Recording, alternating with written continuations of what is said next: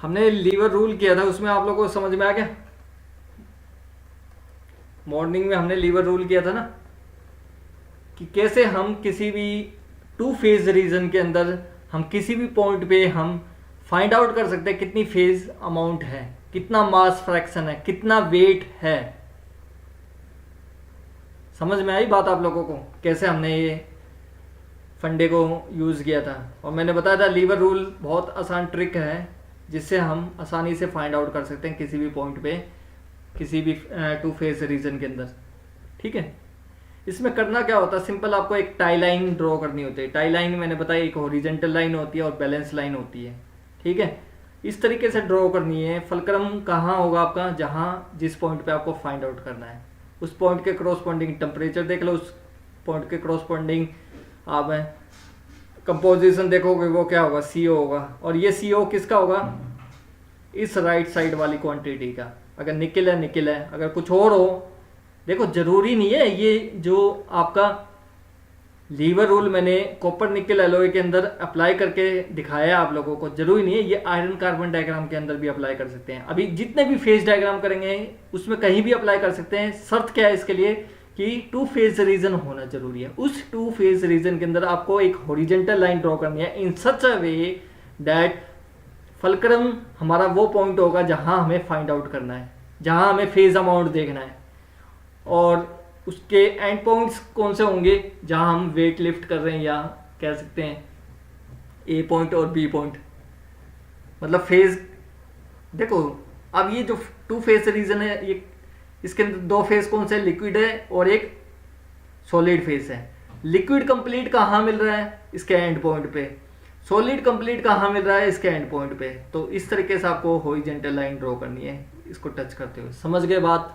फिर मैंने आपको बहुत सिंपल तरीके से बताया था, copper percentage is directly proportional to Q distance. Q distance क्या है, इसके इनवर्स में है। देखो फलक्रम के इनवर्स में है, दूसरे साइड वाला है। क्यू ज़्यादा होगा तो कॉपर परसेंटेज ज़्यादा होगी, P ज़्यादा होगा तो निकल परसेंटेज ज़्यादा होगी। फिर हमने रेशो एंड प्रोपोर्शन वाला कंसेप्ट यूज़ किया और फाइंड आउट किया। हमने बताया था ना, रेशो एंड प्रोपोर्शन में मान लो मेरे पास 5000 है और मतलब पार्टनरशिप कर रहे हैं। मान लो किसी कोई हमने बिजनेस खोला है, उस बिजनेस में वी आर 3 पार्टनर्स, 3 पार्टनर हैं। जिसने जितना इन्वेस्टमेंट किया उसका उस रेशो में ही प्रॉफिट मिलेगा। तो हर एक इंडिविजुअल का आपको प्रॉफिट निकालना है तो कैसे निकालोगे, मैंने बताया है जिसने जितना कंट्रीब्यूट किया है डिवाइड में टोटल कंट्रीब्यूशन कितना है, ऐसे ही। तो इसमें क्या है, टोटल कितना डिस्टेंस है, P + Q। इस वाले का देखेंगे तो कौन सा देखेंगे, ये वाला देखेंगे। इस वाले का देखेंगे तो कौन सा देखेंगे, ये देखेंगे। A पॉइंट पे क्या था, WL, और ये क्या सॉलिडस लाइन है, सॉलिड है इस पे, तो इस पे क्या है W अल्फा। देख लो WL फाइंड आउट कर रहे हैं तो इस पॉइंट पे फाइंड आउट कर रहे हैं तो इसका अपोजिट वाले ले रहे हैं, Q बटे में P + Q। Q क्या है, डायग्राम से देख सकते हो, Q ये डिस्टेंस है। C अल्फा में C अल्फा कहाँ से कहाँ तक है, 100% कॉपर से लेके C अल्फा ये डिस्टेंस हुआ, माइनस CO 100% कॉपर से लेके CO डिस्टेंस, ये माइनस कर दोगे कितना आ गया, C alpha minus CO minus कर दोगे तो क्या आ गया, Q। P फाइंड आउट करना क्या, CO में से माइनस कर दो Cl, कितना आ गया, CO माइनस Cl क्या हो गया, P हो गया। ठीक है, अगर आपको P + Q फाइंड आउट करना तो C अल्फा माइनस Cl। ठीक है, ये तरीका था हमारा निकालने का।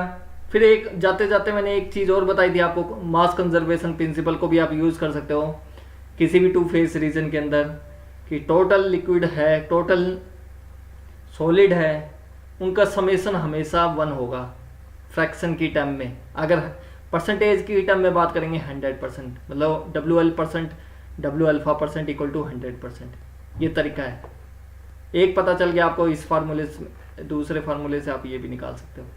ठीक है, इतना कुछ आपको लिखना है जब लीवर रूल 4 नंबर में आता है। अगर 2 नंबर में आता है सिंपल डेफिनेशन बताओ और निकलो। ठीक है, अब डिस्कस करते हैं इटेक्टिक सिस्टम। ये बहुत इंपॉर्टेंट है, इसको समझने की कोशिश करना। कंसेप्चुअली समझ लेना, आयरन कार्बन डायग्राम समझ में आसानी से आ जाएगा फिर। तो आयरन कार्बन डायग्राम समझने के लिए बहुत ज़रूरी है इसको समझना अच्छे से। देखो हेडिंग डाल लेता हूँ मैं, eutectic system. Eutectic system, what do you mean by eutectic system, वो हम बाद में बात करेंगे। इटेक्टिक का मतलब क्या होता है, सिस्टम का हमें पता ही है। इटेक्टिक सिस्टम क्या है, बेसिकली 2 टाइप्स का है, ठीक है।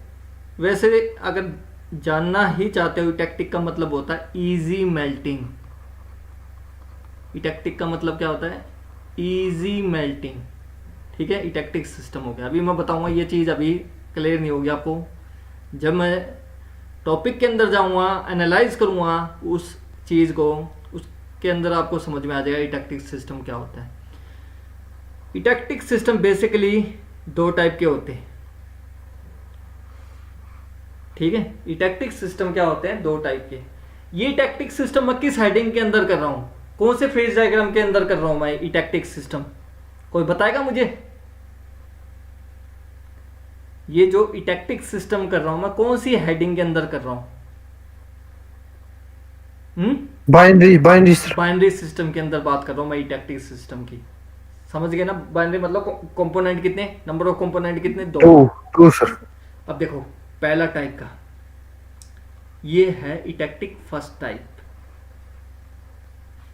और ये है इटेक्टिक सेकंड टाइप।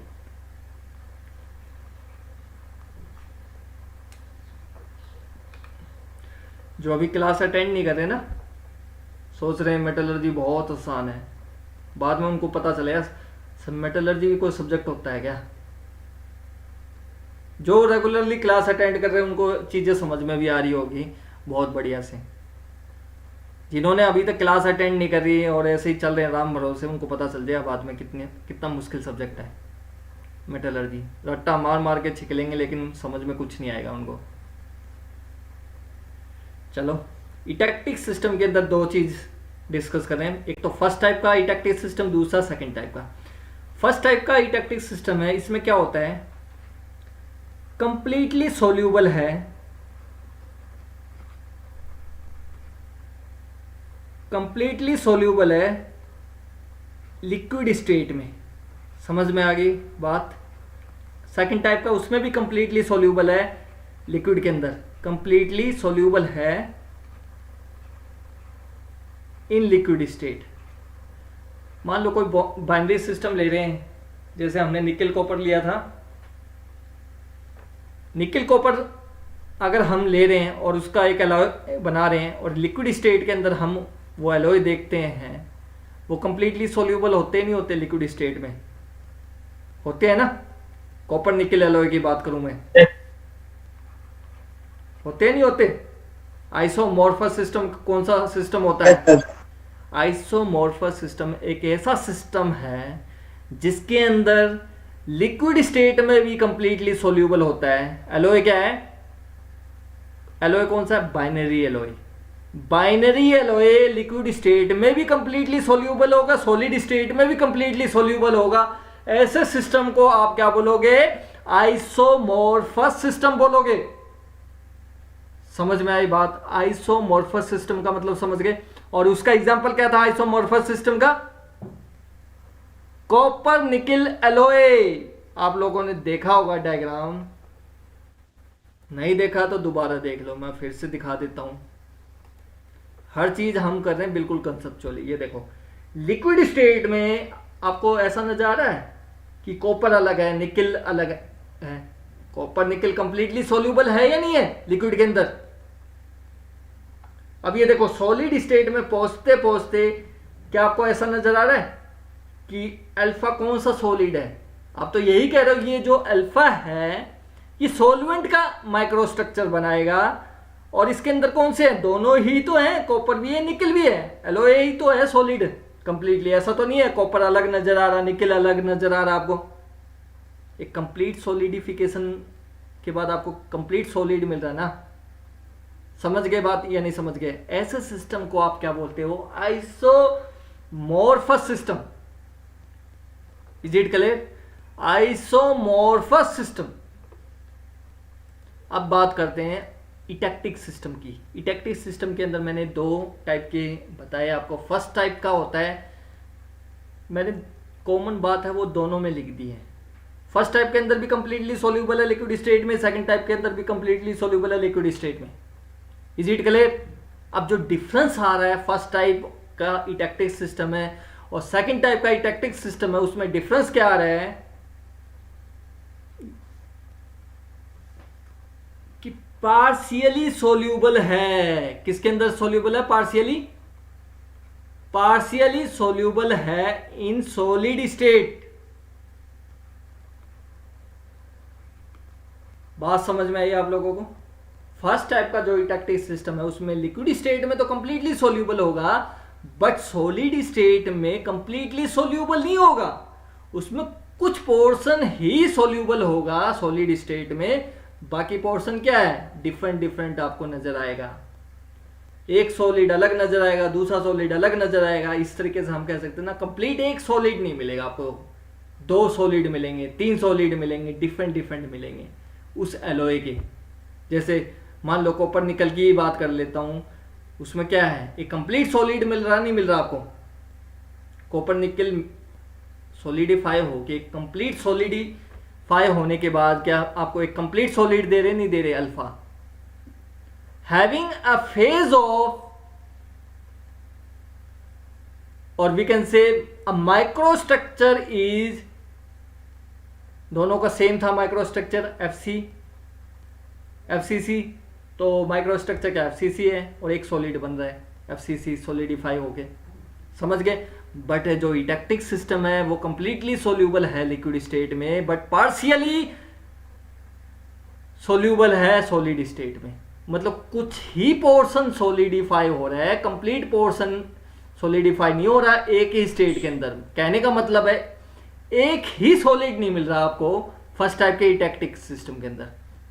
इसका मतलब मैं कह सकता हूं सर, अगर मेरे पास कोई बाइनरी एलॉय होगा वो एक सॉलिड फेस नहीं बनाएगा, डिफरेंट डिफरेंट सॉलिड फेस बना सकता है, दो बना सकता है या तीन बना सकता है, डिपेंडिंग जो हम डिस्कस करेंगे। समझ में आई बात? जैसे आप लोगों ने कभी देखा हो जब दाल बनाते हो आप और उसको रख दो काफ़ी टाइम के लिए ठंडा होने के लिए, तो आप देखते हो ना दाल में से पानी अलग हो जाता है और जो मूंग की दाल है वो अलग हो जाती है, सॉलिडिफाई। Is it clear? नजर आया आपको? ये चीज़ें नोटिस की आपने, कभी ऑब्जर्व की ये चीज़ें?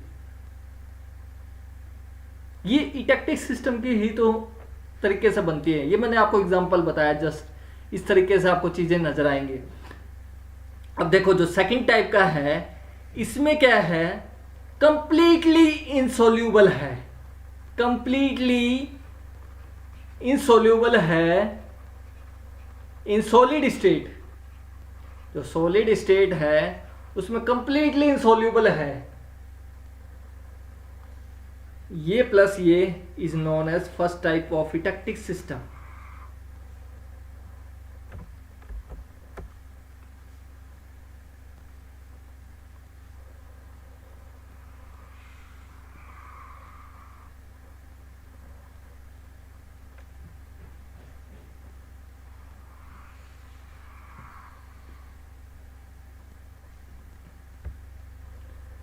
ठीक है, अब देखते हैं एग्जाम्पल क्या होंगे सर फर्स्ट टाइप के।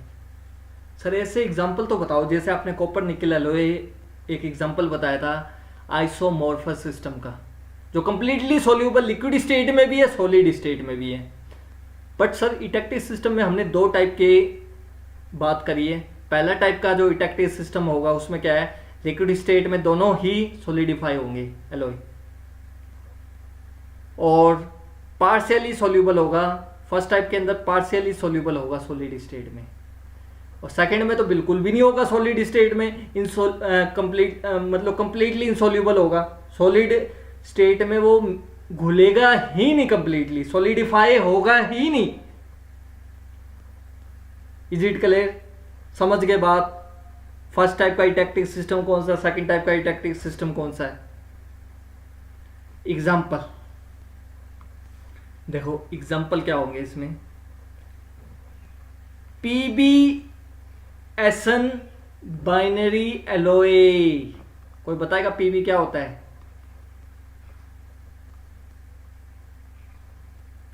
Lead sir. लेड।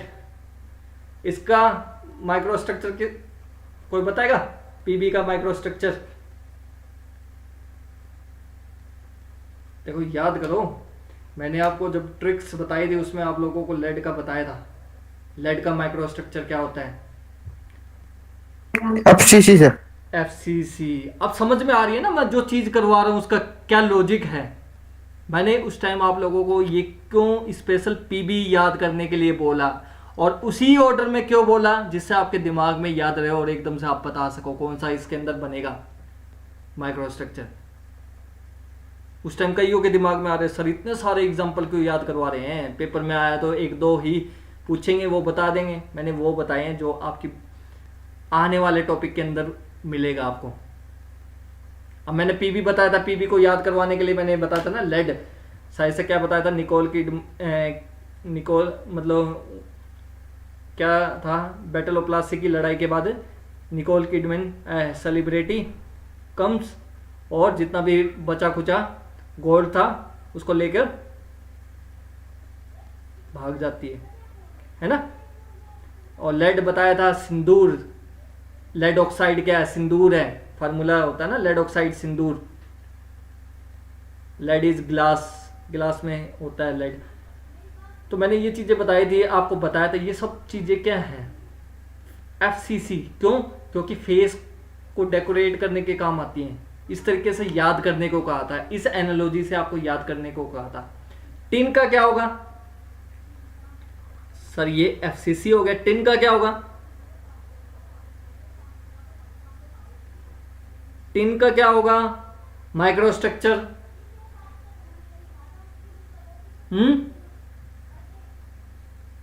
नहीं याद।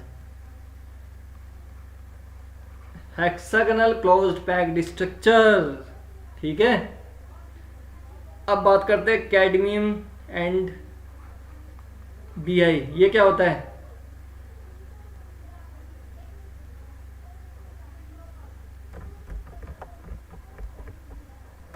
कैडमियम और बिस्मुथ। सीडी क्या है? कैडमियम और बिस्मुथ। ये इतना इंपॉर्टेंट नहीं है, बस इसको वैसे डिस्कस करेंगे। फर्स्ट टाइप का इंपॉर्टेंट है एग्जामिनेशन पॉइंट ऑफ व्यू और आयरन कार्बन डायग्राम के अंदर भी। तो डिस्कस करें फर्स्ट टाइप का।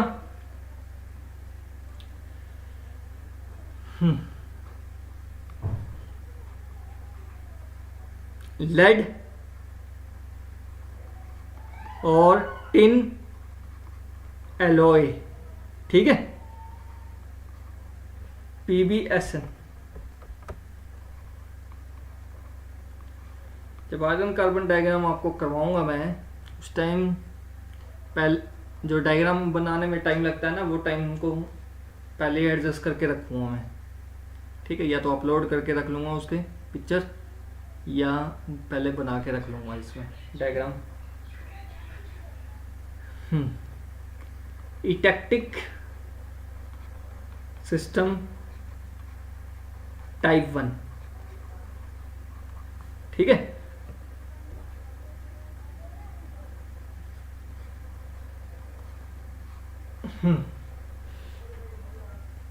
देखो आ जाएगा क्या इसके अंदर? दूसरे पेज में बनाऊं? चलो इसमें बन जाएगा।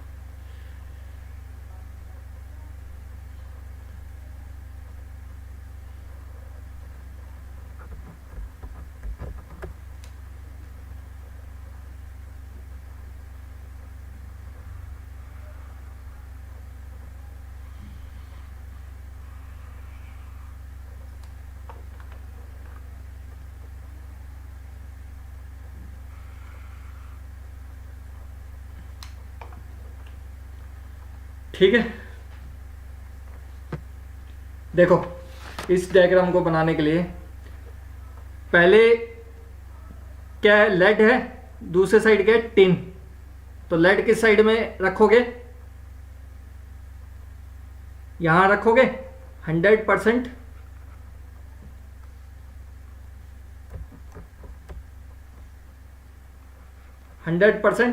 पीबी, यस और नो? राइट साइड में क्या रखोगे? 100% टिन, ये टिन हो गया। 100% लेड, जैसे कॉपर निकल का एलॉय था तो कॉपर इस साइड में रख रहे थे, निकल इस साइड में रख रहे थे।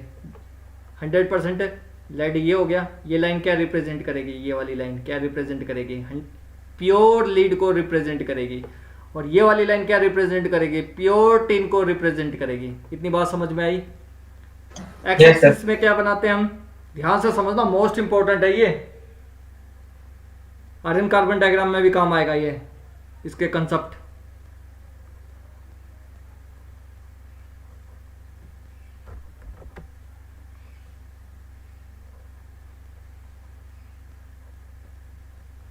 देखो यहां क्या लिखते हैं? वेट ऑफ, किसका वेट? Tin sir. टीन का वेट इन परसेंटेज। समझ गए बात? और आपका कंपोजिशन कैसे इंक्रीज करेगा? ऐसे इंक्रीज करेगा नहीं करेगा? ऐसे इंक्रीज करेगा नहीं करेगा आपका कंपोजिशन? ठीक है।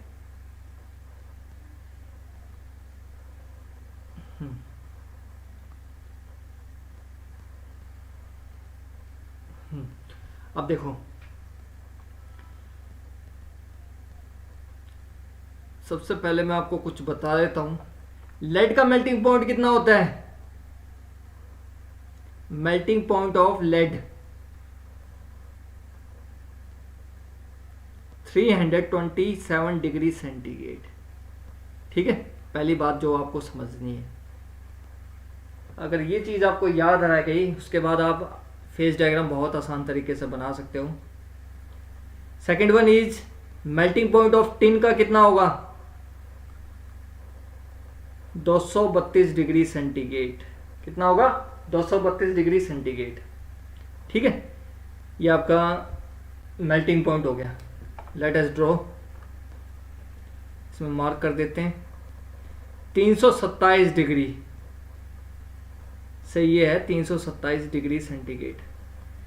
अब दूसरा कितना था? 232, थोड़ा सा इतना नीचे बना लेते हैं, 232 डिग्री सेंटीग्रेड। समझ में आ गया? देखो 100% लेड मतलब प्योर मेटल, प्योर लेड का अगर हम देखें, ये जो वाई एक्सिस है, राइट लेफ्ट साइड की वाई एक्सिस है, ये क्या रिप्रेजेंट करेगा? 327 डिग्री। इस पे मेल्टिंग होएगी लेड की। समझ गए बात? 100% टिन मतलब प्योर टिन की बात कर रहे हैं तो 232 डिग्री इसका मेल्टिंग पॉइंट है। जस्ट लाइक कॉपर निकल, निकल का कितना होता है? 1453। उसमें इस साइड वाला ऊपर बन रहा था और इस साइड वाला नीचे बन रहा था। इसमें उल्टा हो रहा है क्योंकि इसका लेड का मेल्टिंग पॉइंट ज़्यादा है, इस साइड वाले का मेल्टिंग पॉइंट ज़्यादा, इसलिए ऊपर मार्क किया मैंने। इसका मेल्टिंग पॉइंट नीचे, इसलिए मैंने नीचे मार्क किया।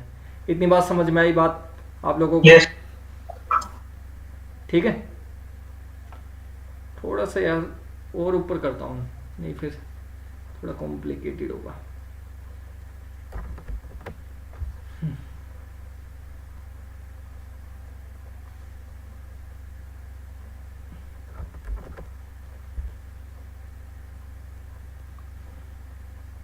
हम्म 327 डिग्री सेंटीग्रेड। अब ये हो गया 232, ये थोड़ा सा नज़दीक कर लेता हूँ, 232 डिग्री सेंटीग्रेड। ठीक है,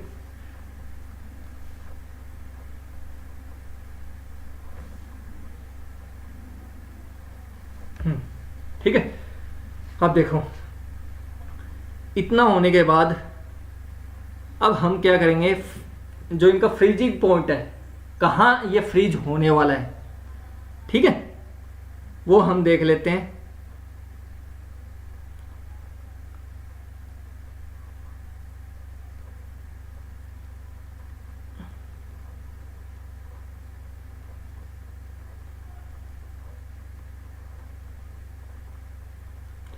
ये कॉमन लाइन ड्रॉ कर रहा हूं जिसका टेम्परेचर कितना है? 183 डिग्री सेंटीग्रेड। अब इस एक बार डायग्राम बनने दो, उसके बाद मैं एक एक चीज़ बताऊंगा डायग्राम कैसे बनाया, ठीक है। एक बार मैं डायग्राम बना दूं, उसके बाद आपको चीज़ें क्लियर हो जाएंगी। Let's say this is E point, ये क्या है, ई पॉइंट, ठीक है। इसके corresponding eutectic, E refer to eutectic point बोलते हैं। अभी बताऊंगा मैं, आप लोगों को समझाऊंगा एक एक चीज़, थोड़ा सा पेशेंस रखना।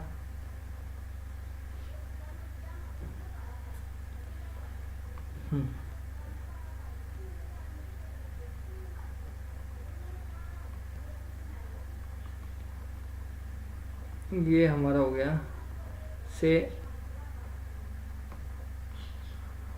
18 डिग्री सेंटीग्रेड, सॉरी 18 डिग्री कह रहा हूँ मैं, ये हो गया 18%, और ये हो गया आपका 62%, ठीक है। ये 18% क्या रिप्रेजेंट कर रहा है, what actually 18% representing and 62% representing tin को रिप्रेजेंट कर रहा है। मैंने बताया था ना राइट साइड को, क्योंकि हमारा इंक्रीज कैसे हो रहा है, ऐसे इंक्रीज हो रहा है। 18% अगर यहाँ टीन है तो रिमेनिंग क्या, लेड है। समझ गए ना बात, ठीक है।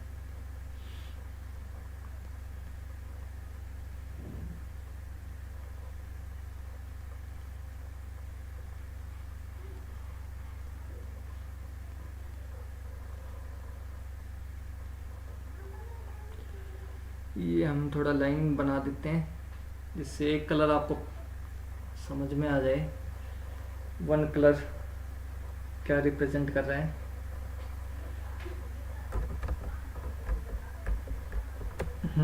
ठीक है, अब देखो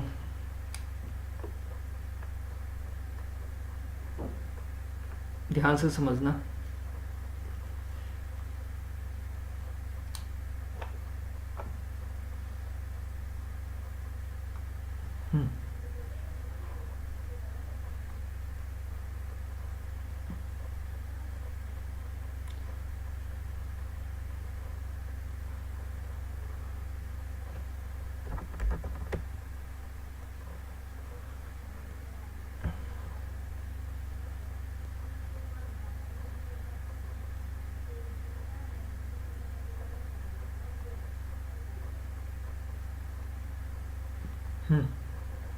सिमिलरली जैसे इस साइड बनाया वैसे इस साइड बना लेते हैं। 97% यहाँ है, डेट इज 97%, ठीक है। ये 97% क्या रिप्रेजेंट कर रहा है, व्हाट एक्चुअली 97% रिप्रेजेंटिंग टेन को सर, 10 को रिप्रेजेंट कर रहा है, ठीक है।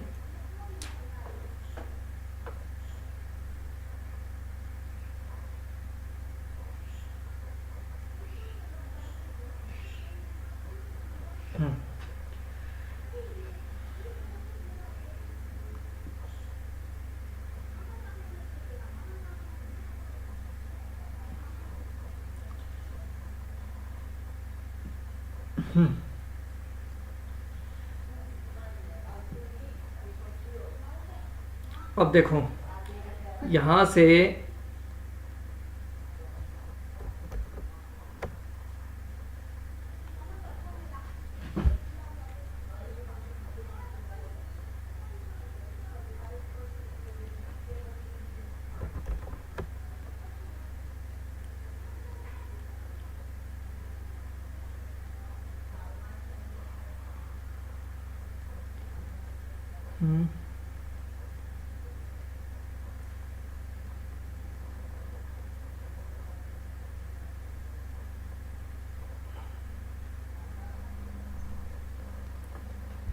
ठीक है, ई पॉइंट रिप्रेजेंट कर रहा। ई बेसिकली क्या रिप्रेजेंट कर रहा है, इटेक्टिक पॉइंट, इसलिए मैंने ई से रेफर किया, इसको इटेक्टिक पॉइंट रिप्रेजेंट कर रहा है। लेट अस सी, ये क्या हो गया, हैंग कर रहा है क्या? इसको मान लिया मैंने, इस पॉइंट को मान लिया से डी पॉइंट अपनी कन्वीनियंस के लिए, ठीक है। ई पॉइंट इम्पोर्टेंट था इटैक्टिक पॉइंट के लिए, बाकी मैं अपने हिसाब से नेमिंग कर लेता हूँ, मुझे एक्सप्लेनेशन करना होगा तो ये पॉइंट क्या रिप्रेजेंट करेगा, ठीक है। ऐसे ही इसको रिप्रेजेंट कर दिया ओ, इसको मान लिया ओ डैश, ये ए है तो ये मान लिया बी, ठीक है, ए बी डी। समझ गए बात? ठीक है।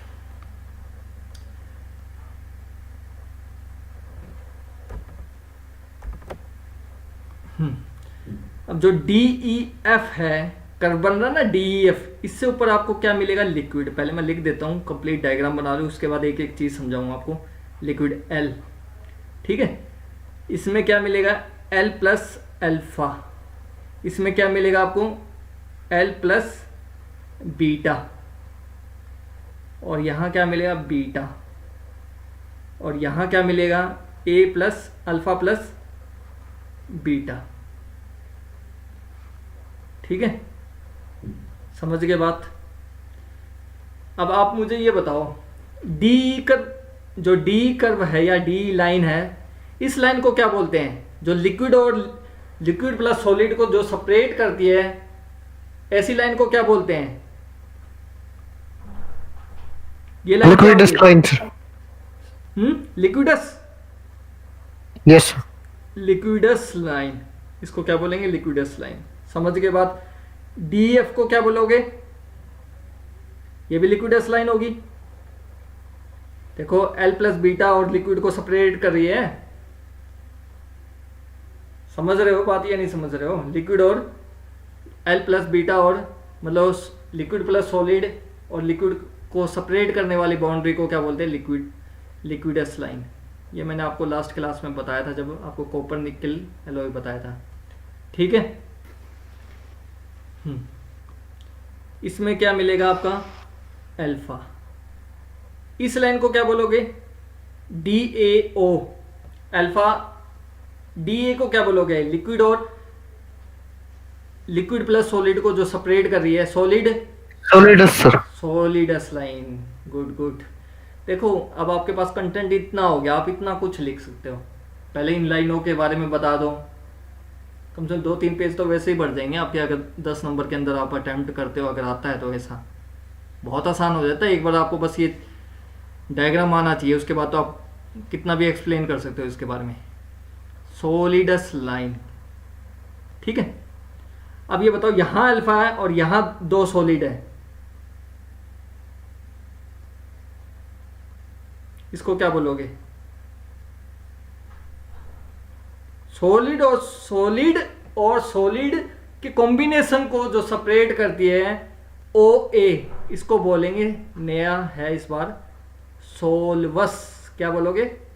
याद रखना, भी समझाऊंगा मैं इसको, सोलवस क्या होता है। और देखो यहां ये लाइन क्या होगी? ये सॉलिडस होगी।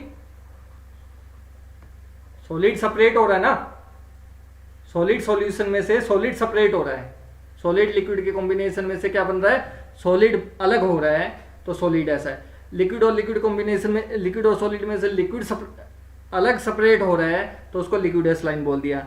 सॉलिड और सॉलिड में से सॉलिड सेपरेट हो रहा है, उसको बोलेंगे सोलवस। सॉलिड और सॉलिड के कॉम्बिनेशन में से सॉलिड अलग हो रहा है, alpha plus beta 2 solid phase है, उसमें से एक सॉलिड अलग निकल रहा है, सेपरेट हो रहा है, ऐसी लाइन को क्या बोलोगे? सोलवस लाइन बोलोगे। क्या बोलोगे? सोलवस लाइन। ओबी को क्या बोलोगे? बीटा और अल्फा प्लस बीटा, सोलवस, सोलवस लाइन। समझ गए बात? नाम पता चल गया सबका? अब देखो, आप समझते हैं इस डायग्राम को। What do you mean by alpha? Alpha क्या रिप्रेजेंट कर रहा है? कोई बताएगा? अल्फा क्या रिप्रेजेंट कर रहा है? Solid phase. Solid phase. कहाँ है अल्फा? ये रहा अल्फा। बीटा क्या रिप्रेजेंट कर रहा है? देखो चीजों को रिकॉल करते रहोगे ना मेरे साथ, चीजें समझ जल्दी आ जाएंगी आपको। कहीं भी फंसते हो मुझे बता देना, क्योंकि ये चीजें एक बार क्लियर हो गई ना फिर आपको आयरन कार्बन डायग्राम में ज्यादा प्रॉब्लम नहीं आने वाली, क्योंकि मोस्ट डेंजरस चीज है आयरन कार्बन डायग्राम से ही स्टार्ट होती है। Triple T diagram, iron carbon diagram, वहां से वो फेजिस पता चलेंगे, उसके बाद ही आप हीट ट्रीटमेंट वाला चैप्टर कर सकते हो, अदरवाइज नहीं समझ में आएगा आपको हीट ट्रीटमेंट। एनिलिंग क्या हो रही है ये चीज़ें नहीं समझ में आएंगी, हार्डनिंग क्या होती है ये चीज़ें जब तक नहीं समझ में आएंगी, जब तक आयरन कार्बन डायग्राम नहीं समझ में आएगा। और आप लोगों ने देखा होगा किसी कंपनी में भी का इंटरव्यू होता है, सबसे ज़्यादा पूछते हैं हीट ट्रीटमेंट के बारे में, क्योंकि एक अलग डिपार्टमेंट होता है हीट ट्रीटमेंट का।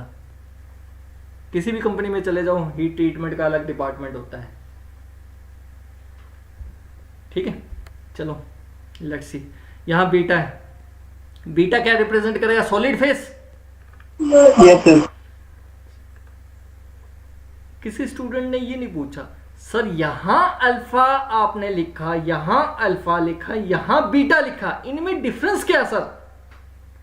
What is the basic difference between alpha and beta? Why you are not writing same alpha there? यहां आपने अल्फा क्यों नहीं लिखा सर? जब यहां अल्फा था यहां भी अल्फा लिख देते, जब सॉलिड ही रिप्रेजेंट कर रहा है तो। कोई बताएगा? इसका मतलब तो यही है सर, ये अल्फा ये बीटा, इसका मतलब ये सॉलिड अलग है ये सॉलिड अलग है, यही मतलब हुआ ये नहीं हुआ?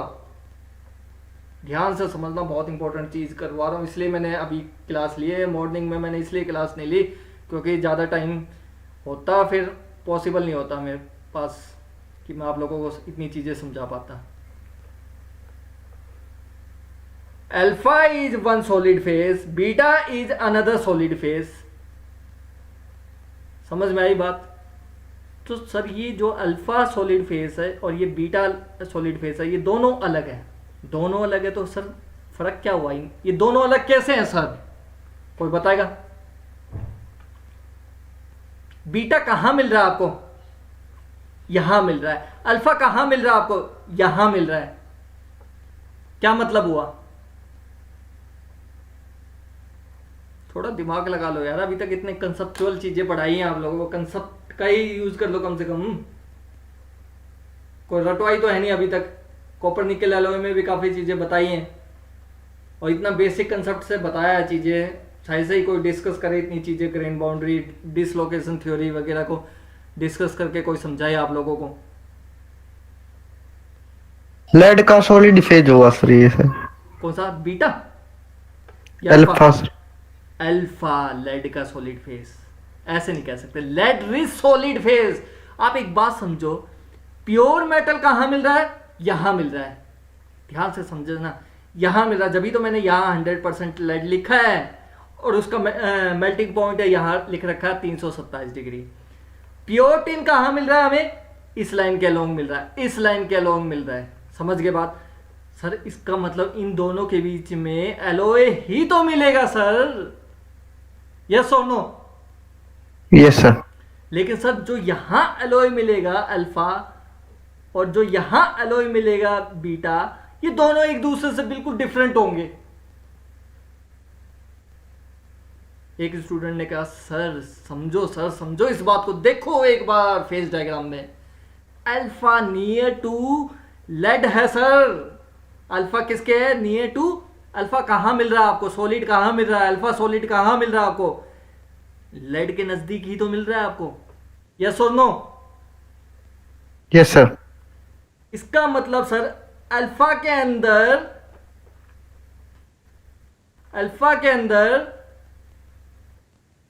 18% क्या है? मैक्सिमम अमाउंट ऑफ टिन है जो अल्फा के अंदर है, वो कितनी है? 18% ऑफ टिन। रिमेनिंग अल्फा के अंदर है लेड। तो we can say here is solvent is lead, here solute is tin, which is having maximum solubility, sorry, which is having maximum solubility limit up to 18%. Is it clear? देखो मैं आपको एक एक चीज करवा रहा हूं कंसेप्चुअली का मतलब समझो। कंसेप्चुअली मैंने जब सॉलिड सॉल्यूशन करवाया था आपको एक एक चीज अच्छे से समझाई थी। यहां देखो अल्फा है, अल्फा के अंदर मैक्सिमम क्या है, लेड की अमाउंट है अबाउट 78%। मैक्सिमम अमाउंट कितनी है इस अल्फा के सॉलिड के अंदर? मैक्सिमम अमाउंट लेड की कितनी है? 78%। मैक्सिमम अमाउंट इनकी कितनी है?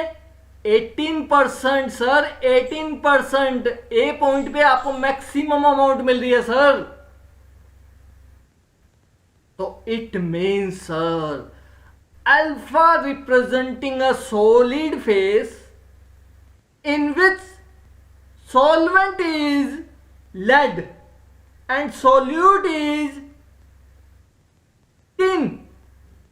So it means that solute is having, or we can say lead having maximum solubility limit at 18%. समझ में आई? ध्यान से समझो, फिर से समझो एक बात। यहां पे फोकस करना, बिल्कुल फोकस करना। ये चीज जब ही समझ में आएगी आपको। क्रीम खानी है, कंसेप्चुअली क्रीम खानी है तो आपको थोड़ा अच्छे से समझनी पड़ेंगी चीजों को। ये देखो, ये जो मैंने अलग कलर में बनाई है, मैंने व्हाइट कलर में आपको ये दिखाया है, ये क्या रिप्रेजेंट कर रहा है? ये बेसिकली सोल्यूबिलिटी लिमिट को रिप्रेजेंट कर रहा है।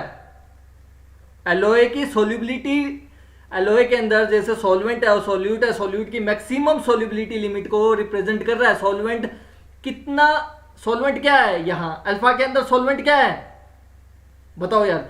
अल्फा के अंदर सॉल्वेंट क्या रिप्रेजेंट कर रहा है? लेड। लेड है। सोल्यूट क्या रिप्रेजेंट कर रहा है? Tin. Very good. Solvent.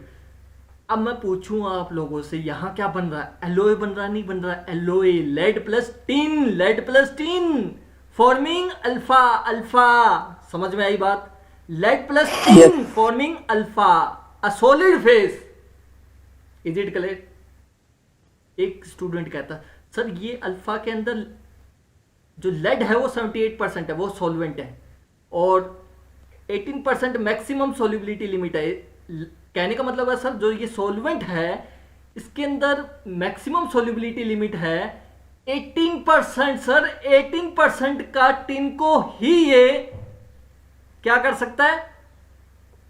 Dissolve कर सकता है, एक सॉल्यूशन बना सकता है सर, सॉलिड सॉल्यूशन बना सकता है। अगर सर 18% को क्रॉस करोगे, देखो सर किस कलर से रिप्रेजेंट करूं मैं इसको? आई थिंक ये कलर ठीक रहेगा।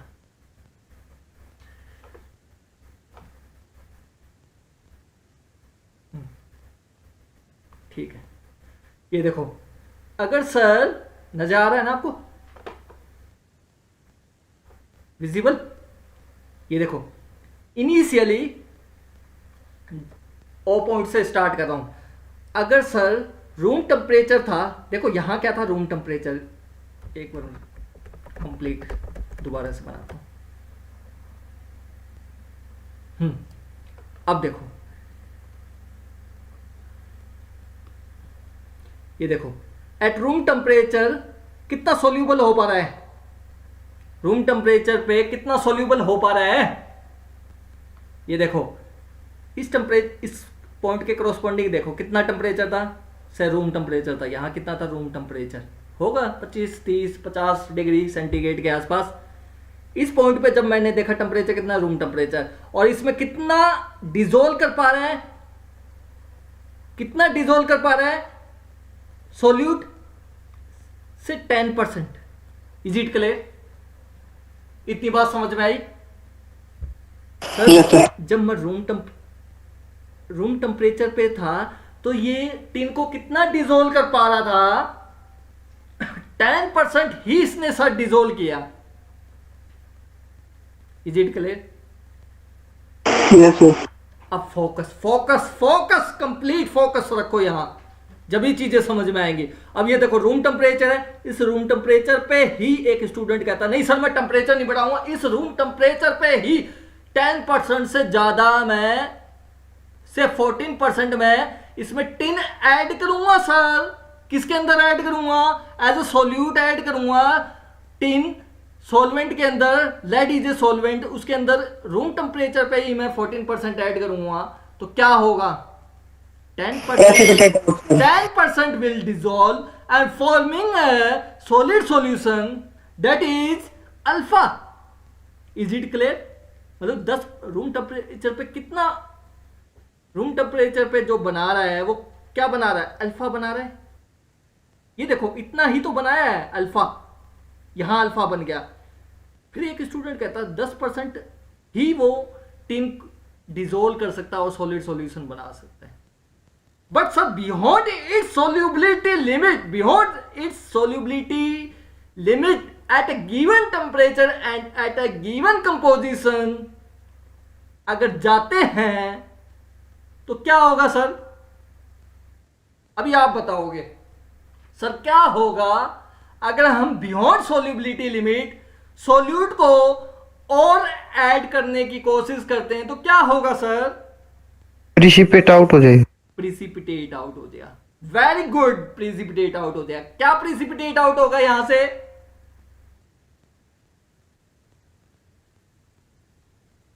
Tin sir. टिन हो जाएगा, अकेला टिन ही होगा प्रिसिपिटेट आउट। याद करो मैंने अभी रिसेंटली आपको एक कंसेप्ट दिया था, किसी को याद हो तो? मैंने कहा था थोड़ा ये मैसी है, थोड़ा आपको अटपटा जरूर लगेगा, लेकिन इस कंसेप्ट से हमारा काफी हद तक बात बन जाएगी। अदरवाइज इतना अजीब टाइप का मैं कभी आपको एग्जांपल देता ही नहीं, जो मैंने आपको एग्जांपल दिया था और आपको नोट्स के अंदर भी लिखवाया था मैंने, जब आपको सॉलिड सॉल्यूशन और के बारे में बताया था मैंने आप लोगों को, फेज डायग्राम में बता रहा था मैंने बताया था बियॉन्ड इट्स सॉल्युबिलिटी लिमिट, अगर सॉल्यूट को ऐड करेंगे एट ए गिवन टेम्परेचर, हम ऐड करेंगे तो वो सॉल्यूट क्या होगा? निकल जाएगा। बट निकलने के बाद अकेला सॉल्यूट ही तो नहीं आएगा, वो कंबाइंड फॉर्म में आएगा सर, कंबाइंड फॉर्म में। सॉलिड सॉल्यूशन नहीं यार, जब तक मैं आप लोगों को दिखाऊंगा नहीं ना, जब तक आप विश्वास भी तो नहीं करते हो सर।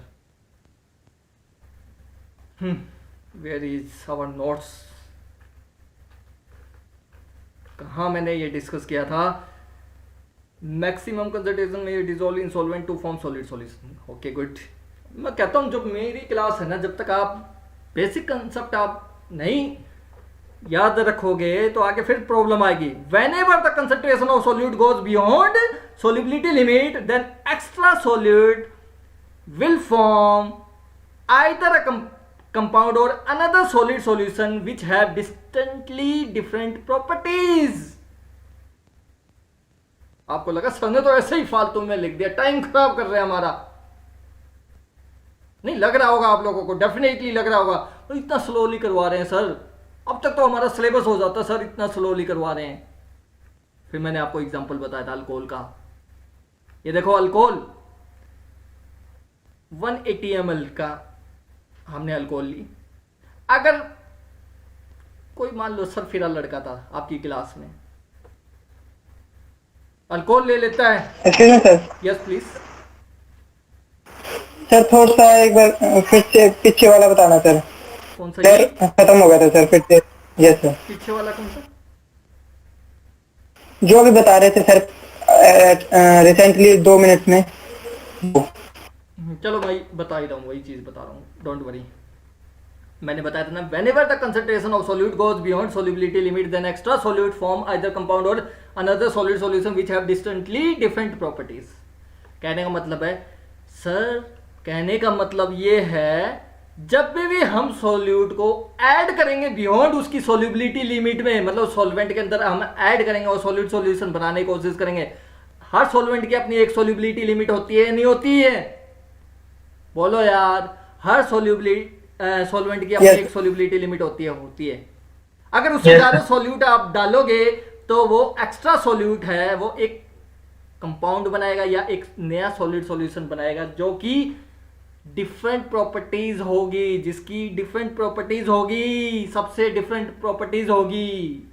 कहा था नहीं कहा था मैंने ये बात? अब इसको मैंने एक एग्जांपल से बताया था, और ये एग्जांपल मैंने बहुत अप्रोप्रिएट तरीके से लिया था, लेकिन आप लोगों को अटपटा जरूर लगा हो, लेकिन मुझे पता था आप लोगों को अजीब सी फीलिंग आ रही है, अरे सर भी कैसे कैसे एग्जांपल ले रहे हैं, that is not good for student, इस टाइप के एग्जांपल ले रहे हैं। बट क्या करूं, मजबूर था मैं इस टाइप के एग्जांपल लेना, क्योंकि मुझे पता था इसी एग्जांपल से आप चीज़ों को समझ सकते हो अच्छे से। ठीक है, आप समझने की कोशिश करना। तो वो क्या करता है, ड्रिंक करना स्टार्ट कर देता है, ज़्यादा ड्रिंक करता है, लिमिट से ज़्यादा क्रॉस कर देता है, पूरी बोतल पी जाता है। अगर और साथ में चखना भी लेता है, चखना इज पनीर समथिंग, नमकीन समकीन सब कुछ।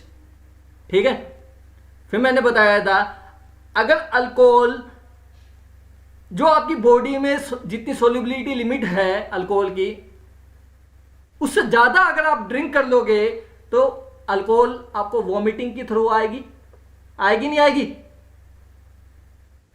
तो आपने कभी नोट किया जो ये वॉमिटिंग आती है, कभी अल्कोहल अकेले आती है?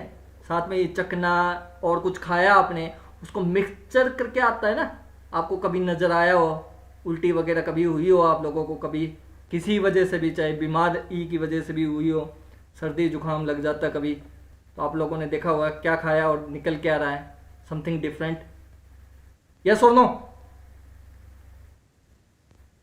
बोलो यार, चीज समझ में आई इतनी या नहीं? Yes, sir. Yes sir. I think ये आ जाना चाहिए समझ में। ये बहुत नॉर्मल एग्जांपल लिया मैंने अल्कोहल का। अब देखो, इसी कंसेप्ट को यूज करते हुए इसको समझेंगे सर, इस कंसेप्ट को। देखो मैंने कहा रूम टेम्परेचर, देखो ओ रिप्रेजेंट मतलब 0 डिग्री था, जैसे जैसे मैं इंक्रीज कर रहा हूँ तो क्या है 50 डिग्री हुआ, फिर 100 हुआ, फिर 183 पहुँच रहा है। ठीक है, मैंने रूम टेम्परेचर ले लिया। रूम टेम्परेचर पे मैंने देखा ये लाइन कैसे जा रही है, ऐसे जा रही है, समझ में आई? ये वाइट लाइन कैसे जा रही है, ऐसे जा रही है। Is it clear? फिर मैंने कहा इस रूम टेम्परेचर पे कितना ये मैक्सिमम ये सोल्यूबल कर पा रहा है, 10% सोल्यूट है, दैट इज टिन। इसको ही ये सोल्यूबल कर पा रहा है किसके अंदर? लेड के अंदर। लेड कितना है? 10% है, तो 90% क्या हो गया? लेड हो गया ना। 90% lead which is solvent and 10% is tin. तो रूम टेम्परेचर पे ये 10% टिन को ही क्या कर पा रहा है, ये सोल्यूबल कर पा रहा है, डिसॉल्व कर पा रहा है और सॉल्यूट सॉल्यूशन बना पा रहा है सर। तो ये 10% को डिसॉल्व करके और 90% लेड को प्लस 10% टिन को डिसॉल्व करके क्या फॉर्मेशन कर दिया इसके अंदर? इससे इस साइड जाओगे, क्या फॉर्मेशन कर दिया? अल्फा। कर दिया नहीं कर दिया? एक अलॉय बना दिया नहीं बना दिया? 90% tin, sorry 90% lead plus 10% tin बन गया alpha. Is it clear? Alpha बन गया यहां रूम टेम्परेचर पे। Yes sir. ठीक है सर।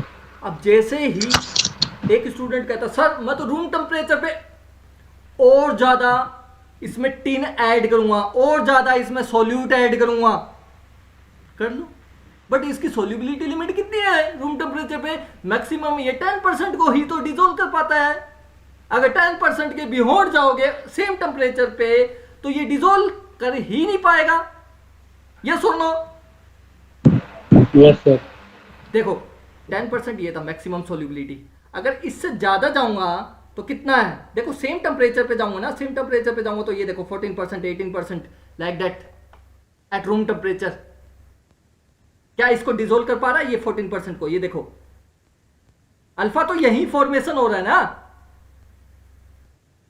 इस पॉइंट के से रूम टेम्परेचर आर पॉइंट के इस लेफ्ट साइड में अल्फा फॉर्मेशन हो रहा है ना।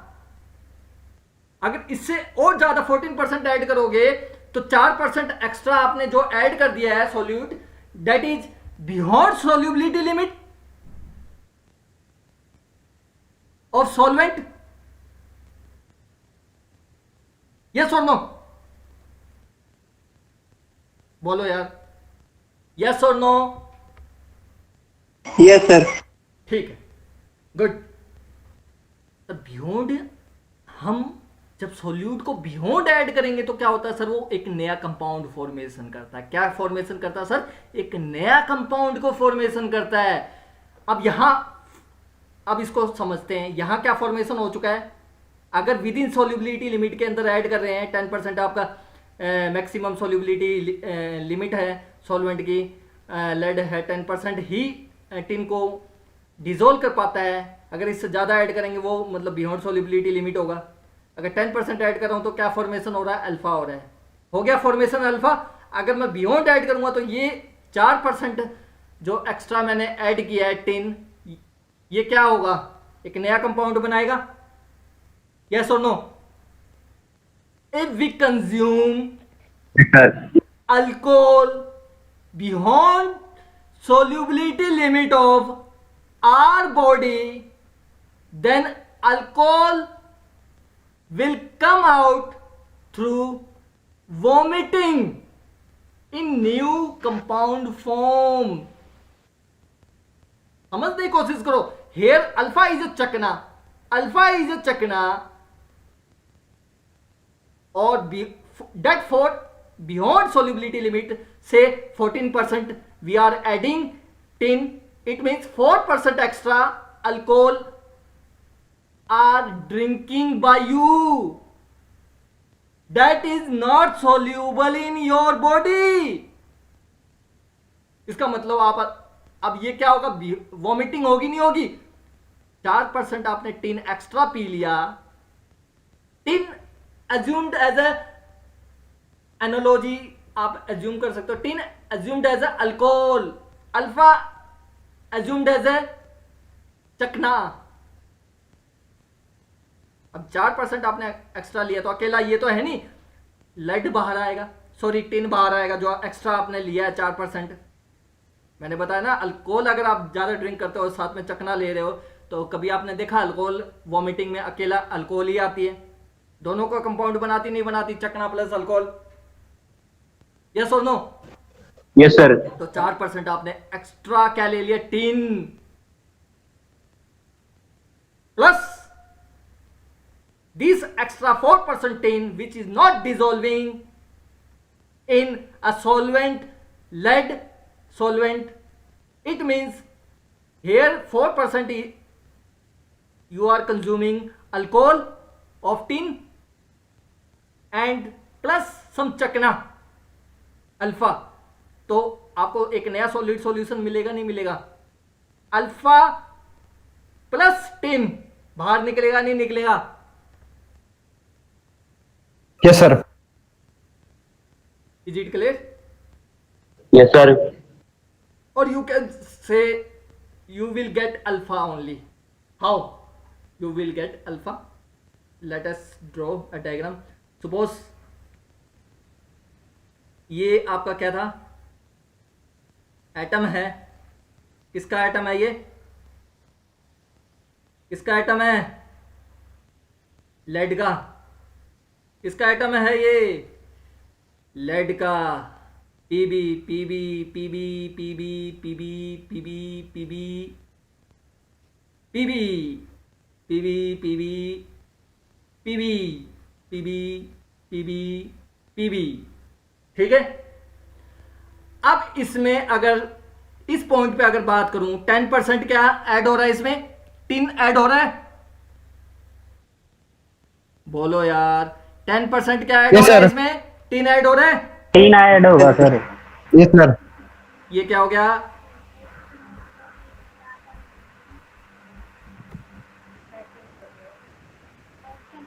That is tin. Is it clear? PB PB 10% इसमें टिन। ये 90% क्या है? 90% एटम किसके हैं? लेड। जो आपका लैटिस है, क्रिस्टल लैटिस है। सॉल्वेंट का क्रिस्टल लैटिस कैसा होता है? Solvent, that is solvent. इसका क्रिस्टल लैटिस कैसा होगा? लेड का FCC। FCC। टिन का कैसा होगा? HCP। तो माइक्रोस्ट्रक्चर किसका बनेगा? पीबी का। पीबी का। FCC माइक्रोस्ट्रक्चर बनेगा सॉलिडिफाई होने के बाद, यस और no? Yes sir. Yes, sir. Okay okay, आपको मतलब समझ में आया। ये देखो इस पॉइंट के ध्यान से दो है ना। अरे ये क्या हो गया यार। ध्यान से देखना इस पॉइंट पे, ये पॉइंट है ना आपका, आर पॉइंट लिया मैंने रूम टेम्परेचर पे। Yes sir. इसके लेफ्ट साइड जाओगे तो अल्फा बन रहा है। ये कंप्लीट क्या रिप्रेजेंट करेगा? ये जो अल्फा रिप्रेजेंट करेगा, यस और no? That will Yes, sir. Represent alpha और नॉट? Yes sir. अल्फा करेगा। Yes. देखो 10% इसमें है, 90% लेड है। और माइक्रोस्ट्रक्चर किसका बनेगा? एफसीसी का बनेगा। ये फिगर किसकी है? एफसीसी की है। एफसीसी की है, समझ गए? Yes, sir. कहता है सर अल्फा तो बन गया इस पॉइंट, मतलब विद इन सोल्यूबिलिटी लिमिट के अंदर जो सॉल्यूट सॉल्यूशन बन रहा है वो अल्फा बन रहा है। बट सर इससे अगर जितना आप एक्स्ट्रा ऐड करोगे तब क्या होगा सर? मैंने बताया अल्कोहल ज्यादा पियोगे तो क्या होगा? चकना प्लस अल्कोहल Vomiting. दोनों चीज निकलेगी, दोनों को मिक्सचर होके निकलेगा। अकेला ऐसा नहीं है, अल्कोहल निकलेगी, चकना भी आएगा उसके साथ मिक्स होके एक नया कंपाउंड बना के बाहर निकलेगा वॉमिटिंग की फॉर्म में, यस और नो? तो आप यहां अल्कोहल क्या पी रहे हो? टीन पी रहे हो। 4% टीन आपने एक्स्ट्रा पी है। जो आपकी बॉडी में सोल्यूबिलिटी लिमिट कितनी है? बॉडी के अंदर 10% तक की ही सोल्यूबिलिटी लिमिट है, बट 14% पियोगे तो क्या होगा? आपकी बॉडी से वॉमिटिंग होगी। वॉमिटिंग में क्या निकलेगी? टिन निकलेगा और अल्फा निकलेगा, यस और नो? अब Yes, sir. टिन कैसे निकलेगा? ये टिन हो गया। अब एक्स्ट्रा ध्यान से देखना, से मैं टिन का कंपाउंड और बना लूं। ये किसका कंपाउंड है? टिन। ये टिन और ये अल्फा दोनों मिक्स करके बाहर निकलेगा या नहीं निकलेगा? ये बताओ मुझे। वॉमिटिंग में ये टिन के जो मान लो ये कितना है? 4% आपने एक्स्ट्रा लिया ना? 4% आपने एक्स्ट्रा लिया है, नहीं लिया? 4% आपने एक्स्ट्रा लिया तो टिन का है HCP। और ये चकना क्या हो गया आपके पास? ये चकना हो गया। चकना मान लो लेड ही है, कहने की बात होगी, इस कंप्लीट को हम चकना बोले, लेड को ही चकना बोलो अकेले को। टिन आपकी अल्कोहल होगी, अल्कोहल एक्स्ट्रा ले रहे हो तो साथ में चकना भी ले रहे हो, तो चकना और अल्कोहल दोनों वॉमिटिंग की फॉर्म में क्या फॉर्म होगा? New compound. अभी देखना, आपको मतलब जिस लेवल से मैं चीजें समझा रहा हूं ना, आप विश्वास नहीं करोगे आप किस पॉइंट पे आप चीजें सीख रहे हो। कोई आपको इस तरीके से मेटलर्जी नहीं सिखा सकता जिस तरीके से मैं आप लोगों को मेटलर्जी सिखा रहा हूं। किसी से पूछ लेना, कोई आपको ये डायग्राम भी समझा दे दो। ये देखो PB PB PB PB PB PB PB PB PB PB PB, ठीक है? बाकी ज़्यादा नहीं दिखाते इसमें। अब देखो, अब ये एक टीम तो पहले ही बैठा हुआ था, इसमें बैठा हुआ था ना, और क्या फॉर्मेशन किया था यहां पे? सब्स्टिट्यूशनल सॉल्यूशन बनाया था ना? सब्स्टिट्यूशनल सॉल्यूशन बनाया था, नहीं बनाया था? जब टिन और लेड का सॉलिड सॉल्यूशन बना, वो कैसा सॉल्यूशन बना? सब्स्टिट्यूशनल सॉलिड सॉल्यूशन बना, नहीं बना? यस और नो? टिन ने रिप्लेस किया एक लेड को और उसकी जगह टिन बैठ गया, नहीं बैठ गया? Yes, sir.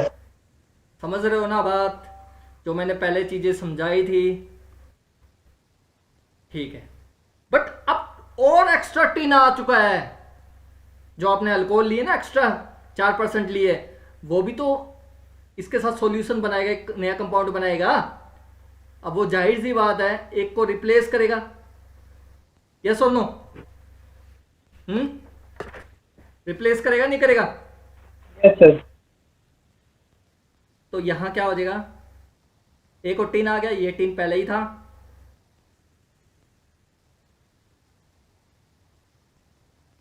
ये नया कंपाउंड बना है जो बाहर निकल के आएगा जब एक्स्ट्रा पी रहे हो, वॉमिटिंग होगी तो ये वॉमिटिंग होगी। इतनी बात समझ में आई? ये वॉमिटिंग होएगी आपकी, ये क्या होगी? वॉमिटिंग होएगी एक्स्ट्रा अल्कोहल पीने पे। Alcohol is analogy of, alcohol क्या है यहाँ पे? टिन। और आपका चकना क्या है? PB lead. लेड बोल सकते हो या आप अल्फा कंप्लीट भी बोल सकते हो, मर्जी आपका, क्योंकि समझ में आ रही हैं चीजें आपको, ठीक है। और निकलेगा क्या बाहर? दोनों चीजों को मिक्स करके मिलेगा, एक नया सॉल्यूशन मिलेगा और सब्स्टिट्यूशनल सॉल्यूशन ही तो मिलेगा। Yes sir. अब ये देखो टिन और आ गया, वो सब्स्टिट्यूट कर देगा इसकी जगह और क्या फॉर्म करेगा? ये अल्फा ही तो था सर, पहले एक टिन था, अब एक और टिन एक्स्ट्रा आ गया। तो सॉल्वेंट तो ज्यादा अमाउंट में है सर, सोल्यूट फिर भी कम अमाउंट में है sir. Solute is tin and solvent is lead. तो आपका क्या बनेगा सर? अल्फा ही तो बनेगा, FCC स्ट्रक्चर ही तो बनेगा सर। यस और नो? यस और no? Yes Yes, sir. sir. आई बात समझ में? Yes, sir. ठीक है, ये क्लियर होगा ना? अल्फा ही मिलेगा। देखो यहां से रूम टेम्परेचर पे क्या निकल के आया? अल्फा, अल्फा निकल के आ गया। इससे बाहर जैसे गए, इस टेम्परेचर से बाहर गए तो क्या निकला? R पॉइंट से बाहर निकले तो क्या निकला आपका? अल्फा। Is it clear? एक बार मैं रब कर दूं इसको, एक्स्ट्रा चीज को, डायग्राम।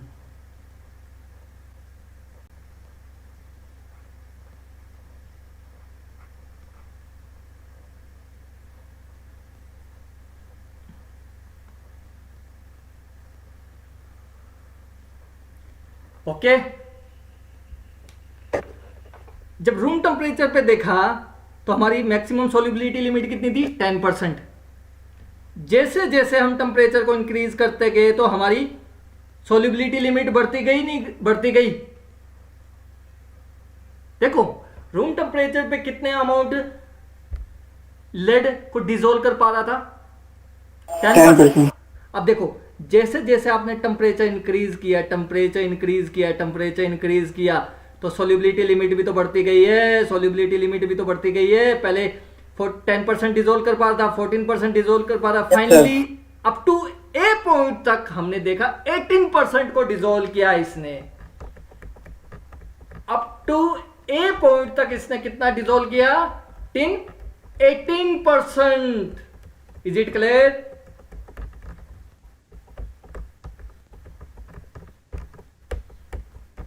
Yes sir.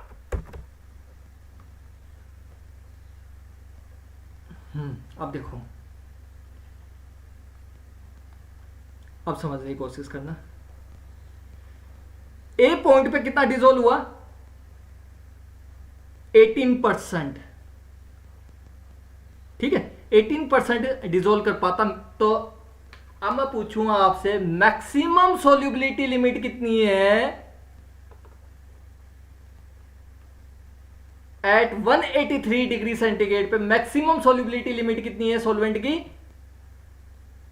किस टेम्परेचर पे होगी मैक्सिमम सॉल्युबिलिटी लिमिट टिन की? जब 183 डिग्री सेंटीग्रेड और 18% कंपोजिशन हो टिन का। कहने का मतलब है सर, जब ये देखो एक्सपेरिमेंटली ड्रॉ किया गया ये डायग्राम, जो ये फेज डायग्राम जो ड्रॉ किया गया है एक्सपेरिमेंटली ड्रॉ किया गया है, ठीक है। तो उन्होंने क्या फाइंड आउट किया? 183 degree centigrade up to a point पे कंपोजिशन कितना फाइंड आउट किया टिन का? 18% टिन है। तो कहने का मतलब है sir, O A basically represent कर रहा है O A D representing solubility line of a tin within lead. Is it clear? समझ में आए? ये जो मैंने व्हाइट कलर में ड्रॉ किया है ये क्या रिप्रेजेंट कर रहा है? ये रिप्रेजेंट कर रही है सोल्यूबिलिटी लिमिट लाइन रिप्रेजेंट कर रही है। लेड कितना डिजोल्व कर पाता है टिन को अपने अंदर, और अल्फा बना रहा है एक नया सॉलिड फेस। ए पॉइंट तक हमने फाइंड आउट किया, एक्सपेरिमेंटली हमने फाइंड आउट किया 183 डिग्री सेंटीग्रेड पे ये 18% ही डिजोल्व कर पाता है। एक स्टूडेंट कहता है नहीं सर मैं और टेम्परेचर बढ़ाऊंगा, 200 के आसपास जाऊंगा। मैं कहता हूं 200 के आसपास चले जाओ, से 200 डिग्री पहुंच गए, बढ़ा दो, ए पॉइंट के आगे भी बढ़ा दो, ये बढ़ाया, ये पॉइंट आ गया, सेम लाइन पे बढ़ाया ना आपने। अब कितना आ गया कंपोजिशन, 25%। अब देखो जितना आपने 18% से ज्यादा आपने इंक्रीज किया है 7%. वो क्या हुआ, सोल्यूबल तो नहीं हुआ, सोल्यूबल तो नहीं हुआ। देखो ए पॉइंट के बाद क्या है, सोल्यूबिलिटी डिक्रीज होने लग जाती है विद इंक्रीजिंग टेम्परेचर। अब देखो 183 डिग्री से आगे मैं जितना टेम्परेचर इंक्रीज करूंगा उसके बाद अगर मैं टिन ऐड करूंगा तो क्या है 18% के बियॉन्ड ऐड करूंगा तो वो ऐड नहीं होगी, वो क्या हो जाएगी, जस्ट लाइक मैंने अभी बताया अल्कोहल की तरफ बाहर निकल जाएगी, एक नया कंपाउंड बना लेगी। तो यहां से बाहर निकल के अल्फा बना लेगी। यहां देखो 25% ऐड किया तो क्या बनाया है, यहां अल्फा निकल गया इसमें से, यहां अल्फा आ गया, और यहां से लिक्विड पहले से ही वो आ रहा था, लिक्विड प्लस अल्फा बन गया, 2 फेज रीजन बन गया। यस और नो। फिर सर हो क्या रहा है, अगर मैं टेम्परेचर इंक्रीज करूं और टिन भी इंक्रीज करूं, टिन की अमाउंट भी इंक्रीज करूं, तो वो डिजोल्व नहीं हो रहा, सोल्यूबिलिटी लिमिट ए पॉइंट तक ही है। उसके बाद क्या है, सोल्यूबिलिटी लिमिट डिक्रीज हो रही है अलोंग एडी के अलोंग क्या है, सोल्यूबिलिटी लिमिट डिक्रीज हो रही है, नहीं हो रही है डिक्रीज। अब देखो टेम्परेचर आपने इंक्रीज किया, 200 डिग्री पे इंक्रीज किया, अगर 200 डिग्री पे आप टेम्परेचर पर कितना ऐड कर पा रहा है वो, ये देखो कितना ऐड कर पा रहा है, जितना यहां आया होगा इस टेम्परेचर पे, देखो एक ही 14% से मान लो 150 डिग्री सेंटीग्रेड पे जितना यहां ऐड किया होगा उतना ही ऊपर 200 डिग्री सेंटीग्रेड पे भी ऐड कर रहा है। दोनों चीज है क्योंकि डिक्रीज हो रही है सोल्यूबिलिटी लिमिट लाइन, जैसे आप टेम्परेचर इंक्रीज कर रहे हो उसके बाद सोल्यूबिलिटी डिक्रीज हो रही है, उसके बाद वो उसमें डिजोल्व नहीं हो पा रहा, वो निकल रहा है उसमें से, प्रिसिपिटेट आउट होकर निकल रहा है, एक नया कंपाउंड बना के बाहर निकल रहा है, अल्फा यहां से निकल रहा है, समझ गए, जस्ट लाइक अल्कोहल वॉमिटिंग की फॉर्म में। यस और नो। Yes, sir.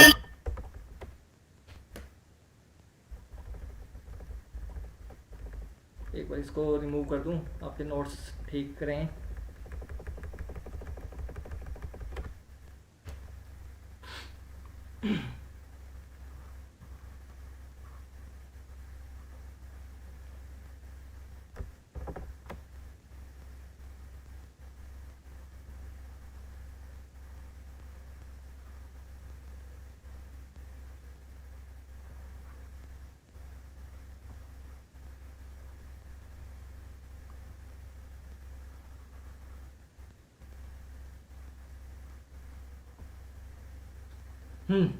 समझ गए बात आप लोग। अब देखो अगर मैं 183 एक्सपेरिमेंटली फाइंड आउट किया गया 183 डिग्री सेंटीग्रेड तक ही सोल्यूबिलिटी लिमिट है, मैक्सिमम सोल्यूबिलिटी लिमिट, अगर मैं पूछूं टिन की एज अ सोल्यूट की फॉर्म में तो कितना डिजोल्व कर पा रहा है, 18% ही डिजोल्व कर पा रहा है। उसके बाद अगर मैं एडिशनल ऐड करूंगा वो क्या होगा, वॉमिटिंग की फॉर्म में निकलेगा, जैसे यहां निकला अल्फा निकल गया, ये अल्फा नजर आ रहा है आपको, यहां निकला अल्फा निकल गया, ठीक है। अगर मैं फिर इंक्रीज करता हूं, मान लो अब अबाउट इसका जो मेल्टिंग पॉइंट है, लेड का मेल्टिंग पॉइंट 327 डिग्री है और 232 डिग्री यहां है, अगर इतना टेम्परेचर इंक्रीज कर दूं इसके कोरोस्पोंडिंग कितना वो डिजोल्व कर पा रहा है, इतना डिजोल्व कर पा रहा है। इस टेम्परेचर पे कितना डिजोल्व कर पा रहा है, इतना सर, इतना। उसके कोरोस्पोंडिंग कितना डिजोल्व कर पा रहा है, 14%। यस और नो। उससे ज्यादा ऐड करोगे तो जाहिर सी बात है वो निकल जाएगा, अल्फा बाहर निकल जाएगा वॉमिटिंग की फॉर्म में।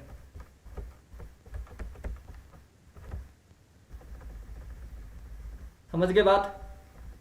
Yes, sir. ठीक है।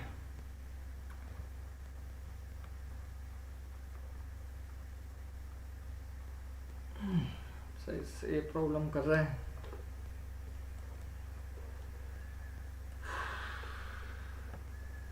इसलिए मैंने ये सुबह डिस्कस नहीं किया, मुझे पता था ना लीवर रूल, इसलिए मैंने डिस्कस किया था। मुझे पता है इतना लॉन्ग रन में क्या प्रॉब्लम आ सकती है। तो ओ ए डी क्या रिप्रेजेंट कर रहा है? सोल्यूबिलिटी लिमिट लाइन रिप्रेजेंट कर रहा है।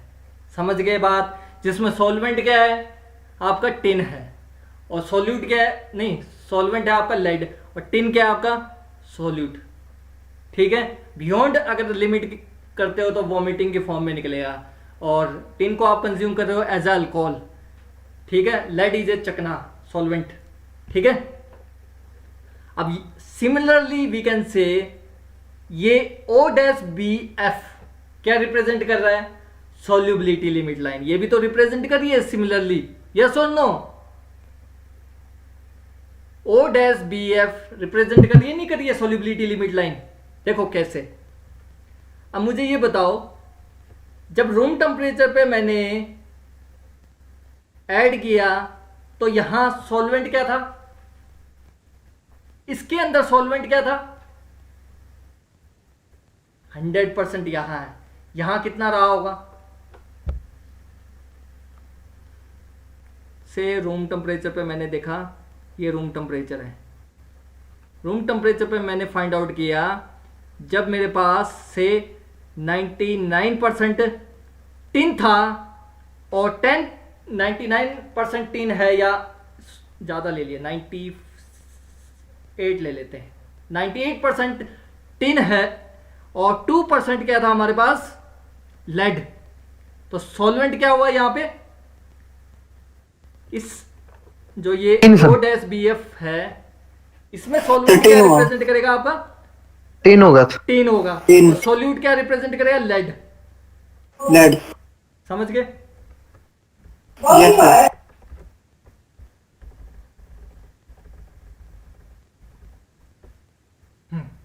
अब देखो, अगर भी हो, इसमें भी जैसे जैसे टेम्परेचर इंक्रीज कर रहे हैं, एक्सपेरिमेंटली हमने क्या फाइंड आउट किया कि 183 डिग्री सेंटीग्रेड पे मैक्सिमम सोल्युबिलिटी लिमिट है। कहने का मतलब है जब 97% सॉल्वेंट आपका क्या था, मतलब 3% आपका क्या था? सोल्यूट। 3% क्या था? सोल्यूट। 3% ही तो था, मैक्सिमम 3% को ही तो डिसॉल्व कर पा रहा है। टिन यहां सॉल्वेंट है और सोल्यूट है लेड, तो टिन कितना डिसॉल्व कर पा रहा है? 183 डिग्री सेंटीग्रेड पे एक्सपेरिमेंटली फाइंड आउट किया 3% ही डिसॉल्व कर पा रहा है। अगर 3% से ज्यादा अगर आप ऐड करोगे solute add as a lead add करोगे तो क्या होगा? यहां अल्कोहल क्या हो जाएगी? यहां अल्कोहल हमारे पास लेड हो जाएगी। अगर देखो बी पॉइंट से ज्यादा अगर आप ऐड कर रहे हो, सेम ही टेम्परेचर पे, मान लो 183 डिग्री सेंटीग्रेड पे ही मैं बी पॉइंट से ज्यादा अगर ऐड करूं 96 मतलब 4% अगर मैं लेड ऐड करूं, बियॉन्ड 3% से ज्यादा मैं ऐड कर रहा हूं, तो वो क्या होगा? निकल जाएगा बाहर, वॉमिटिंग की फॉर्म में निकलेगा। अल्कोहल प्लस चकना क्या हो गया यहाँ? बीटा। और वी कैन से 10 यहां चकना हो गया। यहां लैटिस किसका होगा? क्रिस्टल लैटिस किसका होगा? टिन का। तो टिन का क्या होता है? अच्छी पी। SCP sir, SCP. तो सर जो वॉमिटिंग होगी वो किसकी होगी सर?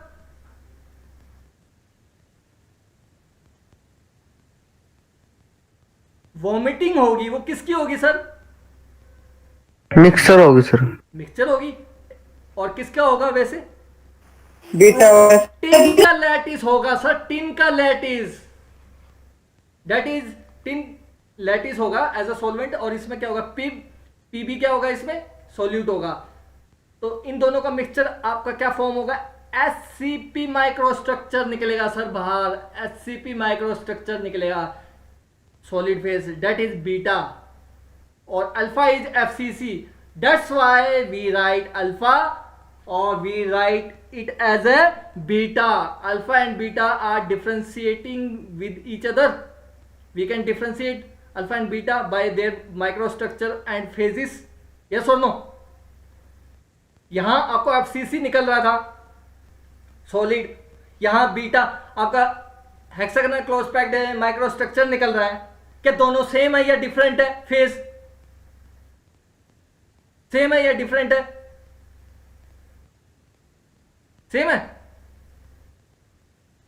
बोलो यार. FCC is a different arrangement of atom.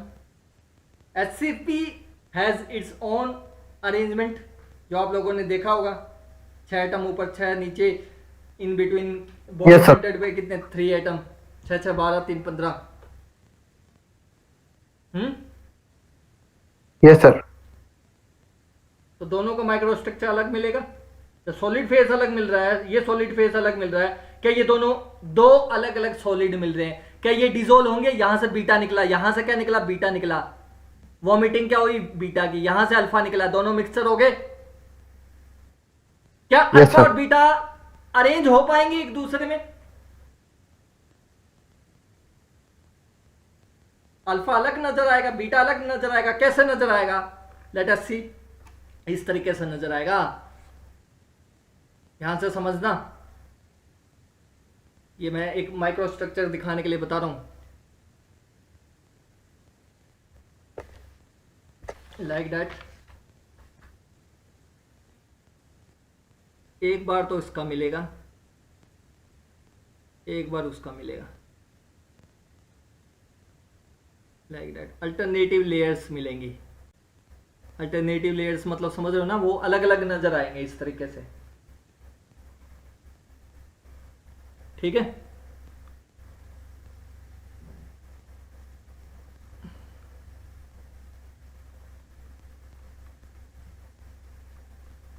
ये मैं जो शेडेड कर रहा हूं एक टाइप की होगी. इस टाइप से आपको लेयर्स मिलेंगे डिफरेंट डिफरेंट सॉलिड की. ठीक है. इस शेडिंग को क्या बोलोगे? अल्फा. और जो ये खाली है इसको क्या बोलोगे? बीटा.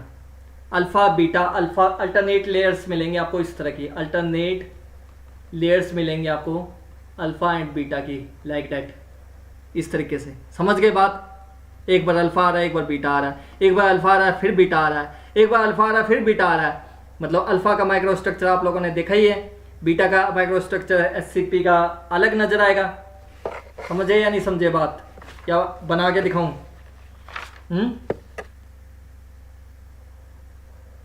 अरे इस तरीके से आप समझना चाहो तो ये एक हो गया. अभी वो सर्कल तो बनेंगे नहीं इतनी जल्दी जल्दी में. ये हो गया. ठीक है.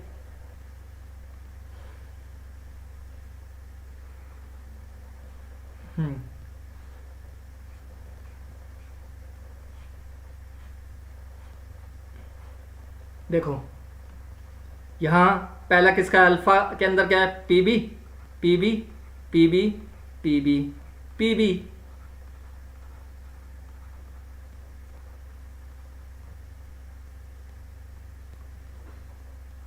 Tin tin.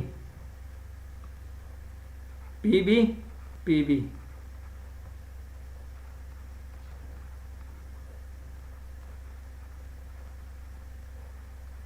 ठीक है. ये मिल गया. अब दूसरा उसकी बात करते हैं. इसमें क्या मिलेगा? Tin tin tin tin. Tin का लैटिस है ना, टिन एज अ सॉल्वेंट है तो सॉल्वेंट का ही तो माइक्रोस्ट्रक्चर बनेगा. यस. दूसरा क्या करेगा? सब्स्टिट्यूट करेगा.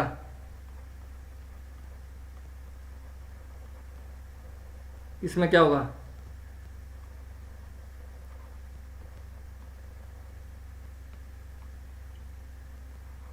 PB PB.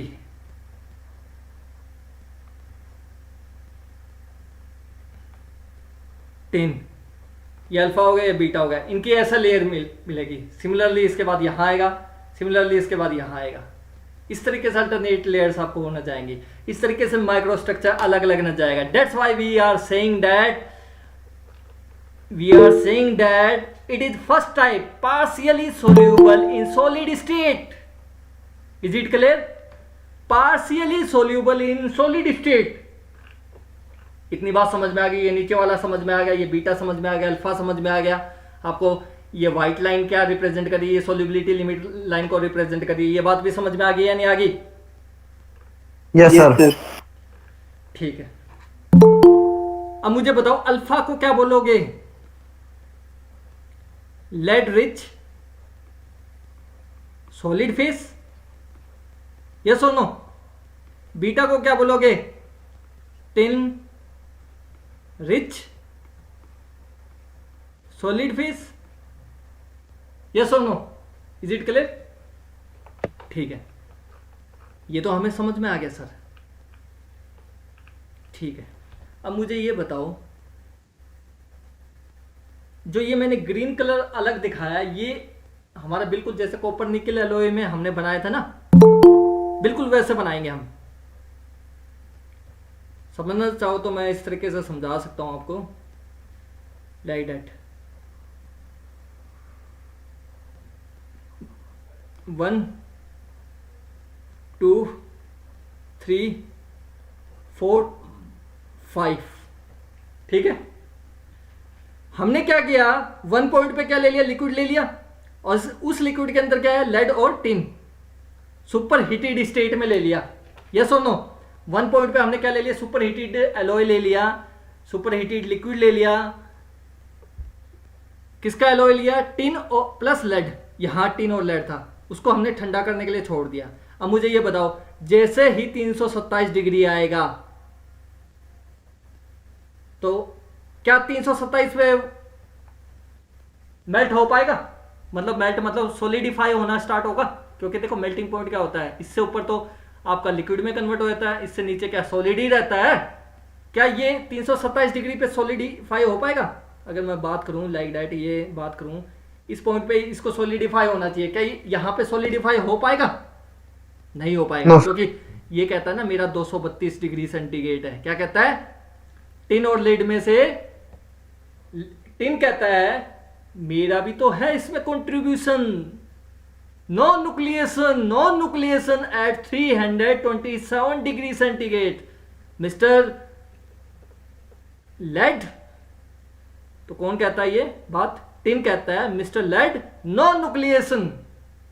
अब राइट वाला कहता है, उसमें कॉपर निकल एलॉय में कौन सा कहता था? राइट वाला बोलता था न्यूक्लिएशन, तो कॉपर बोलता था नो निकल, मेरा मेल्टिंग पॉइंट इतना है और तुम्हारा इतना है, तो तुम इतनी जल्दी कैसे हो सकते हो? अब यहां इसका ज्यादा है, इसका कम है, तो ये इसको बोलेगा 327 पे न्यूक्लिएशन नहीं होना, यहां न्यूक्लिएशन स्टार्ट नहीं होने देगा, तो नीचे कहीं मेल्टिंग होगा। थोड़ा एग्जैक्ट है डायग्राम की वजह से यहां आया, प्रॉपर बनाएंगे तो एक एक पॉइंट आपको मिल जाएगा। तो that is the melting point, 2 is the melting point of alloy copper and निकल corresponding to that composition, say 40%, yes or no? Yes sir. तो 2 पॉइंट क्या रिप्रेजेंट कर रहा है? Melting point. अब ये बताओ मेल्टिंग पॉइंट होने के बाद क्या है? सॉलिड बनना स्टार्ट हुआ, क्या कंप्लीट ही सॉलिड बन जाएगा? No sir. देखो लिक्विड तो है ही, ये लिक्विड से धीरे धीरे सॉलिडिफाई होना स्टार्ट होगा। तो क्या सॉलिडिफाई होगा? देखो यहां से अल्फा निकला था बाहर, वॉमिटिंग क्या हुआ? अल्फा। तो यहां से क्या होगा? लिक्विड प्लस अल्फा हो गया था ना, बता देना, यहां से क्या निकला? अल्फा बाहर, तो लिक्विड प्लस अल्फा हो गया। अब ये इस लिक्विड को कन्वर्ट होना है किसमें? सॉलिड में। वो कहां कन्वर्ट होगा? 4 पॉइंट पे। 4 point is freezing point. Is it clear? 4 point का एक्सपेरिमेंट फाइंड आउट किया गया, यहां फ्रीजिंग पॉइंट है इसका। 3 पॉइंट पे क्या है? ये देखो 4 पॉइंट पे जाके फ्रीजिंग पॉइंट हो रहा है, मतलब कंप्लीट सॉलिड क्या मिल रहा है यहां से आपका? ये अल्फा तो था ही, निकल के आ गया बाहर। ये लिक्विड किस में कन्वर्ट हो गया? बीटा में, जो मैंने निकाल के भी बताया आपको। मतलब एक नया सॉलिड बना रहा है। Is it clear? अल्फा तो था ही सॉलिड, उसको और क्या सॉलिडिफाई होना है? वो तो ये तो ऐसा तो कर सकता है, ये अल्फा इसके साथ मिलके एक नया सॉलिड बनाए, ये चीज हो सकती है हमारी। तो वो चीज़ हो जाएगी आपकी। समझ गए बात या नहीं? तो 4 पॉइंट फ्रीजिंग पॉइंट हो गया, उससे नीचे क्या मिल रहा है, एक नया सॉलिड मिल रहा है। तो यहाँ से अल्फा निकला, यहाँ से बीटा निकला, लाइक दैट। इस तरीके से आप समझ सकते हो, ठीक है। Yes sir. एक पॉइंट मिल गया। सिमिलरली हम डिफरेंट डिफरेंट कंपोजिशन पे देखेंगे तो आपको क्या मिलेगा, एक पॉइंट ये मिल गया। अब ऊपर इस साइड जाते जाएंगे तो फ्रीजिंग पॉइंट इसके नियर बाय होगा। देखो प्योर मेल्टिंग का, प्योर लेड का मेल्टिंग पॉइंट ये है। जैसे जैसे परसेंटेज लेड की बढ़ेगी वो उसको नीचे मेल्टिंग पॉइंट करता जाएगा, जैसे हमने कॉपर निकल एलॉय में बताया था। ये इस लोकस को करके आप एक ज्वाइन करके एक कर्व बना सकते हो। सिमिलरली जो हमने कॉपर निकल एलॉय के अंदर किया था, समझ गए या नहीं समझे बात? Yes sir. अब देखो, और जो आपका सोल्युबिलिटी लिमिट होगी उसके बाद ये मैंने ग्रीन कलर इसलिए दिखाया, ये फ्रीजिंग पॉइंट को रिप्रेजेंट कर रहा है, ये आपने यहां से बना दिया। समझ गए? ठीक है। अब देखो ई पॉइंट पे क्या हो रहा है सर, ई पॉइंट पे, ई पॉइंट को हम क्या बोलेंगे, इटैक्टिक पॉइंट। क्या बोलेंगे? इटैक्टिक पॉइंट। इस पॉइंट पे क्या हो रहा है, 1 2 3 4 पे मैंने जो बनाया था वो कैसा बनाया था, कर्व लाइक दैट, ऐसा बनाया था मैंने, ABCD ये बताया था ना मैंने, फेज चेंज होता है, इसके बीच में फेज चेंज होगा, BC में फेज चेंज होगा। लोहे के लिए बताया था नहीं बताया था, कूलिंग कर्व भूल गए? Yes sir. अब तुम कमाल देखना। इटैक्टिक पॉइंट बोलते हैं इसको। ई पॉइंट को क्या बोलेंगे, इटैक्टिक पॉइंट बोलेंगे। क्या बोलेंगे, इटैक्टिक पॉइंट। यहां से ये बना, फिर उसके बाद सिमिलरली देखो प्योर मेल्टिंग पॉइंट क्या होगा इसका, प्योर लेड का मेल्टिंग पॉइंट क्या होगा, 232। फिर धीरे धीरे यहाँ होता जाएगा, यहाँ आता जाएगा, यहाँ आता जाएगा। जैसे 1 2 3 4 लाइन से आपने इसको कूलिंग किया तो ऐसे ही तो होगा एलॉय। ई पॉइंट से ऐसे बन गया कर्व। ये समझ में आ गया? DEF समझ में आ गया आपको कर्व कैसे बना है? Just similarly copper nickel alloy, जैसे आप फ्रीजिंग कर रहे हो, थ्रू एलॉय को फ्रीजिंग करते हो, जैसे कूलिंग कर के आपने पढ़ा है एलॉय का, बिल्कुल वैसे ही आपने किया इसको। समझ गए? ई पॉइंट के बाद देखो यहाँ मेल्टिंग पॉइंट आया, यहाँ मेल्टिंग पॉइंट आया, यहाँ मेल्टिंग पॉइंट आया, यहाँ मेल्टिंग पॉइंट आया, यहाँ मेल्टिंग पॉइंट आया, यहाँ मेल्टिंग पॉइंट आया। अकेला टिन रह गया तो उसका मेल्टिंग पॉइंट कितना, 232। जब थोड़ा लेड की अमाउंट है 3% है तो यहाँ इसके नजदीक हो गया, ज्यादा बढ़ती गई तो उसके अकॉर्डिंगली ये नीचे आता गया। Is it clear? समझ गए? ऐसे बन गया ये। अब ई पॉइंट क्या, इटैक्टिक पॉइंट बोलेंगे। इटैक्टिक पॉइंट देखो, इटैक्टिक पॉइंट पे क्या हो रहा है, लिक्विड है वो डायरेक्टली कन्वर्ट हो रहा है किसमें, सॉलिड में कन्वर्ट हो रहा है। ध्यान से समझना इटैक्टिक का मतलब क्या होता है। What do you mean by eutectic? Please understand eutectic क्या होता है। देखो इटैक्टिक पॉइंट क्या है, ई पॉइंट क्या है, इटैक्टिक पॉइंट। इटैक्टिक वर्ड क्या है, इटालियन वर्ड है, ठीक है, वहां से आया। इसका मतलब क्या होता है, इटैक्टिक का मतलब होता है इजी मेल्टिंग। ये बुक में भी नहीं मिलेगी आपको चीजें, इजी मेल्टिंग जो मैं बता रहा हूं इतनी आसानी तरीके से आपको। इजी मेल्टिंग होता है, इटैक्टिक वर्ड का मतलब क्या होता है, इजी मेल्टिंग। देखो आप क्या नोट कर रहे हो, ई पॉइंट पे क्या है, लिक्विड है वो डायरेक्टली सॉलिडिफाई हो रहा है, there is no phase change at eutectic point. आपको नजर आया? लिक्विड है, देखो ई पॉइंट से ऊपर क्या है, लिक्विड है, ई पॉइंट से नीचे क्या, सॉलिड है। क्या बीच में कोई इस तरीके से लिक्विड प्लस अल्फा या लिक्विड प्लस बीटा बनता नजर आया आपको ई पॉइंट पे? बोलो यार।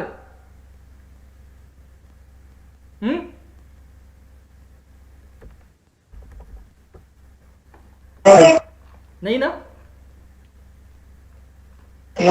ये लिक्विड है, डायरेक्टली किस में कन्वर्ट हो रहा है, सॉलिड में कन्वर्ट हो रहा है, without any phase change.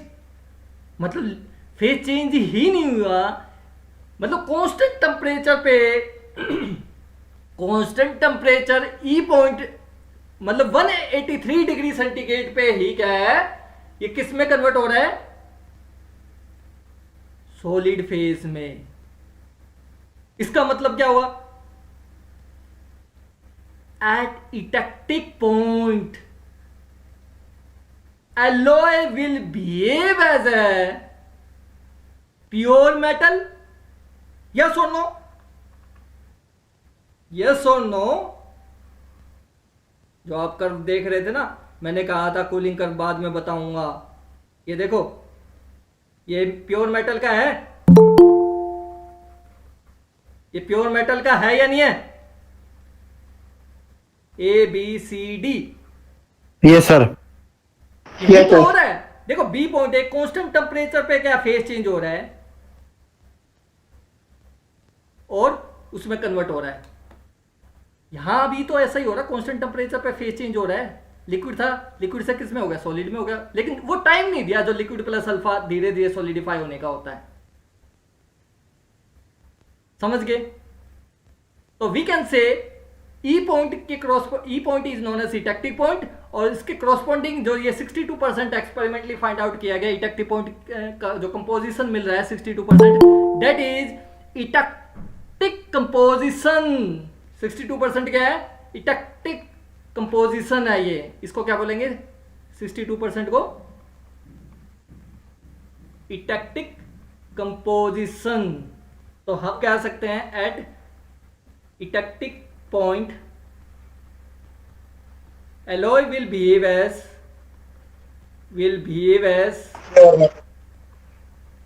pure metal, pure metal की तरह तो बिहेव कर रहा है, यस और नो, क्योंकि लिक्विड है वो कन्वर्ट हो रहा है सॉलिड में एट कांस्टेंट टेम्परेचर। ठीक है, is it clear? Yes sir. तो ये क्या हो गया आपका, इटेक्टिक कंपोजिशन होगा, तो प्योर मेटल की तरह जो बिहेव कर रहा है। और इटेक्टिक का मतलब क्या होता है, प्योर मेल्टिंग। अब मुझे बताओ लेड प्लस टिन क्या होता है, सोल्जर बोलते हैं। लेड प्लस टिन को क्या बोलते हैं, पीबी प्लस एसएन को क्या बोलेंगे, सोल्जर। सोल्जर सुना आपने वेल्डिंग के अंदर, सोल्जर एलॉय, वेल्डिंग सोल्जरिंग करनी आती है आप लोगों को, वेल्डिंग में पढ़ा होगा सोल्जरिंग, यस सर। तो ये देखो इजी मेल्टिंग हो जाए। आप क्या करते हो, फिलिंग आप मेल्ट करते हो और वहीं सोल्जरिंग कर देते हो ना, सॉलिडिफाई हो जाए, तुरंत सॉलिडिफाई हो जाए, ज्यादा टाइम ना लगे सॉलिडिफाई होने में, तुरंत सॉलिडिफाई हो जाए। तो याद रखना जब भी सोल्जरिंग करते हो, PB plus SN is lead, sorry solder alloy, तो सोल्जर मीन सोल्जरिंग। तो वेल्डिंग में हम जनरली कौन सी रेंज सेलेक्ट करते हैं, ये रेंज सेलेक्ट करते हैं, ये वाली रेंज है। जनरली आप गूगल पे सर्च करना सोल्जर एलॉय का पोजीशन कितना, आपको नजर आएगा 60-40 का रेशो, 60 और 40 का रेशो नजर आएगा सोल्जर एलॉय का। किस रेंज के अंदर हम करते हैं, 60% टिन पीबी लेंगे और 40% टिन लेंगे सोल्जरिंग करने के। हम ई पॉइंट पे क्यों नहीं लेते, क्योंकि देखो आपने मेल्ट किया और एकदम सॉलिडिफाई हो जाए, ऐसा तो नहीं चाहते हम। और ऊपर करेंगे, हाई टेम्परेचर पे करोगे तो देखो हाई टेम्परेचर पे ज्यादा विस्कोसिटी कम हो जाएगी, विस्कोसिटी कम हो जाएगी तो ठहरेगा ही नहीं जहां फिलिंग कर रहे हो आप, यस और नो। देखो आप क्या करते हो सोल्जरिंग में, आप मेटल को क्या करते हो, हीट करते हो, हीट करने के बाद क्या होता है, वो लिक्विड में कन्वर्ट होता है और लिक्विड वहीं सॉलिडिफाई हो जाए, वो सही है हमारे लिए। और एकदम वो लिक्विड की विस्कोसिटी कम हो जाए, पानी की तरह निकल जाए, तो वो ठहरेगा ही नहीं, तो सोल्जरिंग कैसे होगी। अभी के लिए क्लास यहीं पोस्टपोन करते हैं, सम इमरजेंसी इसमें। नो सर, नो सर, नहीं है, नहीं होगा। समझ में आ गया जितना करवाया। Yes sir. जी सर। ई क्या बेसिकली इटेक्टिक पॉइंट है, ये ध्यान रखना। इजी इटेक्टिक मतलब इजी मेल्टिंग, लिक्विड है वो डायरेक्टली कन्वर्ट हो रहा है। यहां एलॉय है वो बिहेव करेगा प्योर मेटल की तरह। आपने देखा वो कूलिंग कर्व है with eutectic composition, cooling curve of alloy with eutectic composition का डायग्राम कैसा बनेगा, जैसा प्योर मेटल का बन रहा है, बिल्कुल वही आपका बनेगा एलॉय का डायग्राम इटेक्टिक पॉइंट पे। समझ में आई बात? इटेक्टिक पॉइंट पे कैसे बिहेव करेगा एलॉय? एलॉय की तरह बिहेव नहीं करेगा, प्योर मेटल की तरह बिहेव करेगा। जैसे प्योर मेटल का हमने कूलिंग कर्व बनाया था, जैसे ये कांस्टेंट टेम्परेचर पे ही वो क्या हो जाएगा, फेस बदल गया। देखो 183 डिग्री सेंटीग्रेड पे ही फेस चेंज कर रहा है इसमें, ठीक है, लिक्विड इनटू। तो मैंने बताया ये जो Pb+SN क्या होता है, सोल्जर एलॉय होता है। तो सोल्जरिंग में हम इसी एलॉय का तो यूज करते हैं, सोल्जरिंग करते हैं। सोल्जरिंग करी हुई है क्या आपने? सोल्जरिंग तो पता होगा, WT फर्स्ट में पढ़ी थी।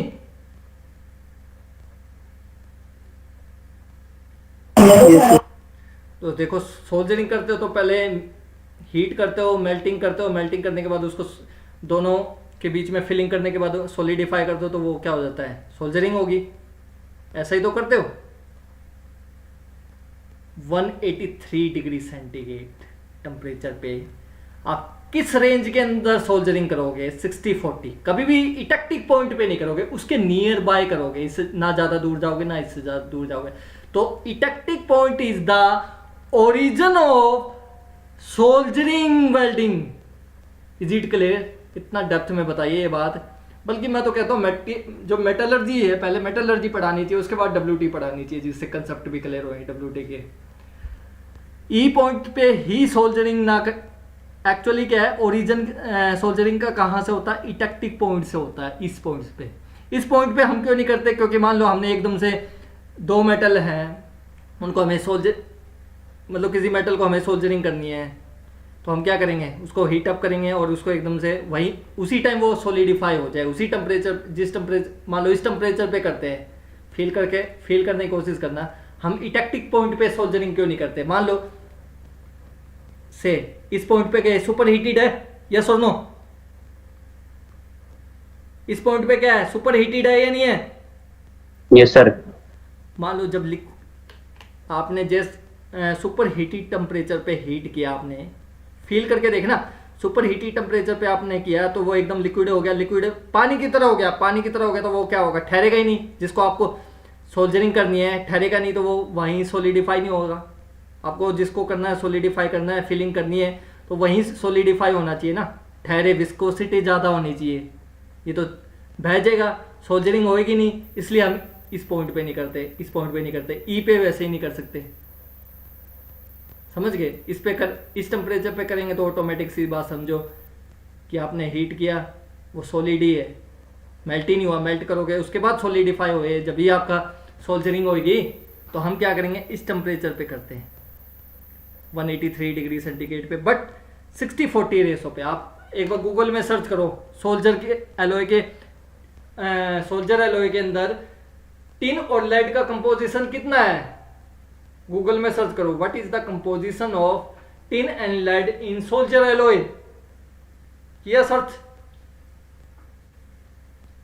ऑलमोस्ट इसके आसपास मिलेगा, 62% के आसपास।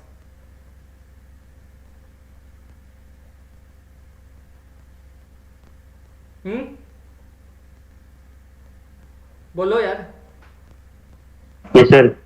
कितना मिल रहा है? 60-40 रेशो मिल रहा है। Yes sir. 60% टिन है और 40% लेड होगा। Yes sir, 60-40। क्यों है 62 क्यों नहीं रखा गया? मैंने मेल्टिंग करोगे सुपर हीटेड स्टेट में होगी मेल्टिंग, अगर वहां मेल्टिंग होगी तो विस्कोसिटी ज्यादा होगी, वो ठहरेगी नहीं, तो सोल्जरिंग होगी नहीं। इसलिए हम क्या करते हैं, इसके नियर बाय करते हैं, जिससे क्या है, वो थोड़ा सा टाइम तो मिले उसको सोलिडिफाई होने का, थोड़ा तो टाइम मिले सोलिडिफाई होने का। ज़्यादा दूर जाओगे तो ज़्यादा टाइम मिल गया सोलिडिफाई होने का, तो फिर बात बनेगी नहीं। थोड़ा ही टाइम चाहिए आपको सोल्जरिंग, इसलिए सोल्जरिंग के लिए हमें ये रेंज चाहिए। सोल्जरिंग वेल्डिंग के लिए इटेक्टिक पॉइंट को हम यूज़ करते हैं, कंसेप्ट को सोल्जरिंग में। Is it clear? कुछ लिखवाऊँ अभी या कल करें class remaining? Degree of freedom कितनी होगी इटेक्टिक पॉइंट पे? What is the degree of freedom at eutectic point?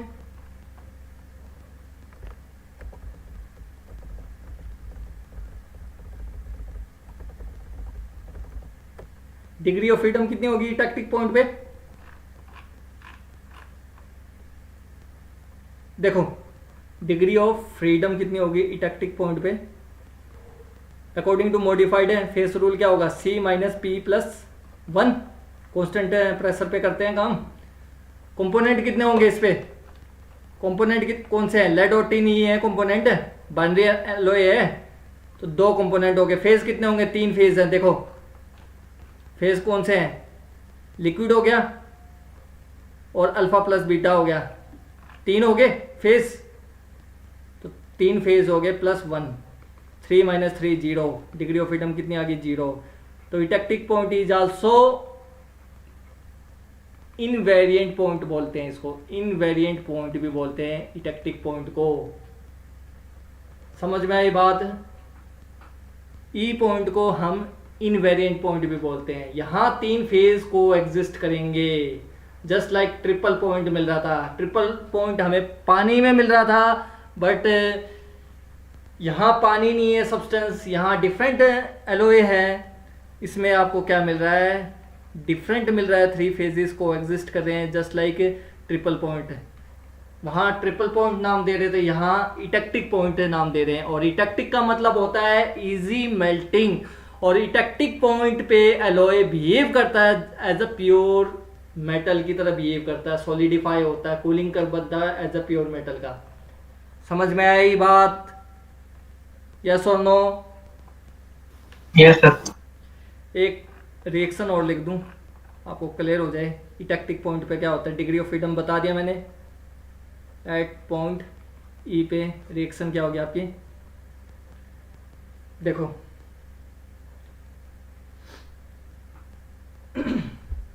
Liquid है वो किस में कन्वर्ट हो रही है? अल्फा प्लस बीटा में 62% पे, और टेम्परेचर कितना? 183 डिग्री सेंटीग्रेड। ये रिएक्शन हो जाएगी, दैट इज इटैक्टिक रिएक्शन। इसको क्या बोलते हैं? इटैक्टिक रिएक्शन एट इटैक्टिक पॉइंट। इतनी बात क्लियर हुई? समझ गए? और सोल्वस क्या होता है वो भी लिखवा देता हूं। सोल्वस क्या होगा? एक लाइन है जो सेपरेट करेगी सॉलिड को किस में से? सॉलिड सॉल्यूशन से। सॉलिड मिक्सचर में से, सॉलिड मिक्सचर में से सेपरेट करेगी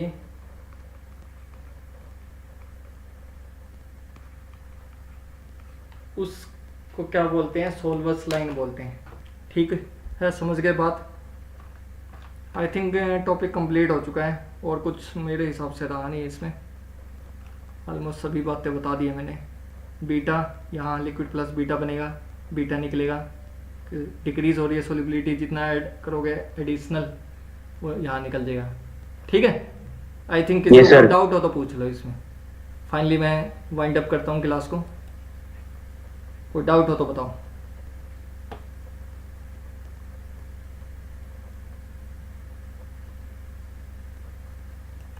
है किसी को कोई डाउट?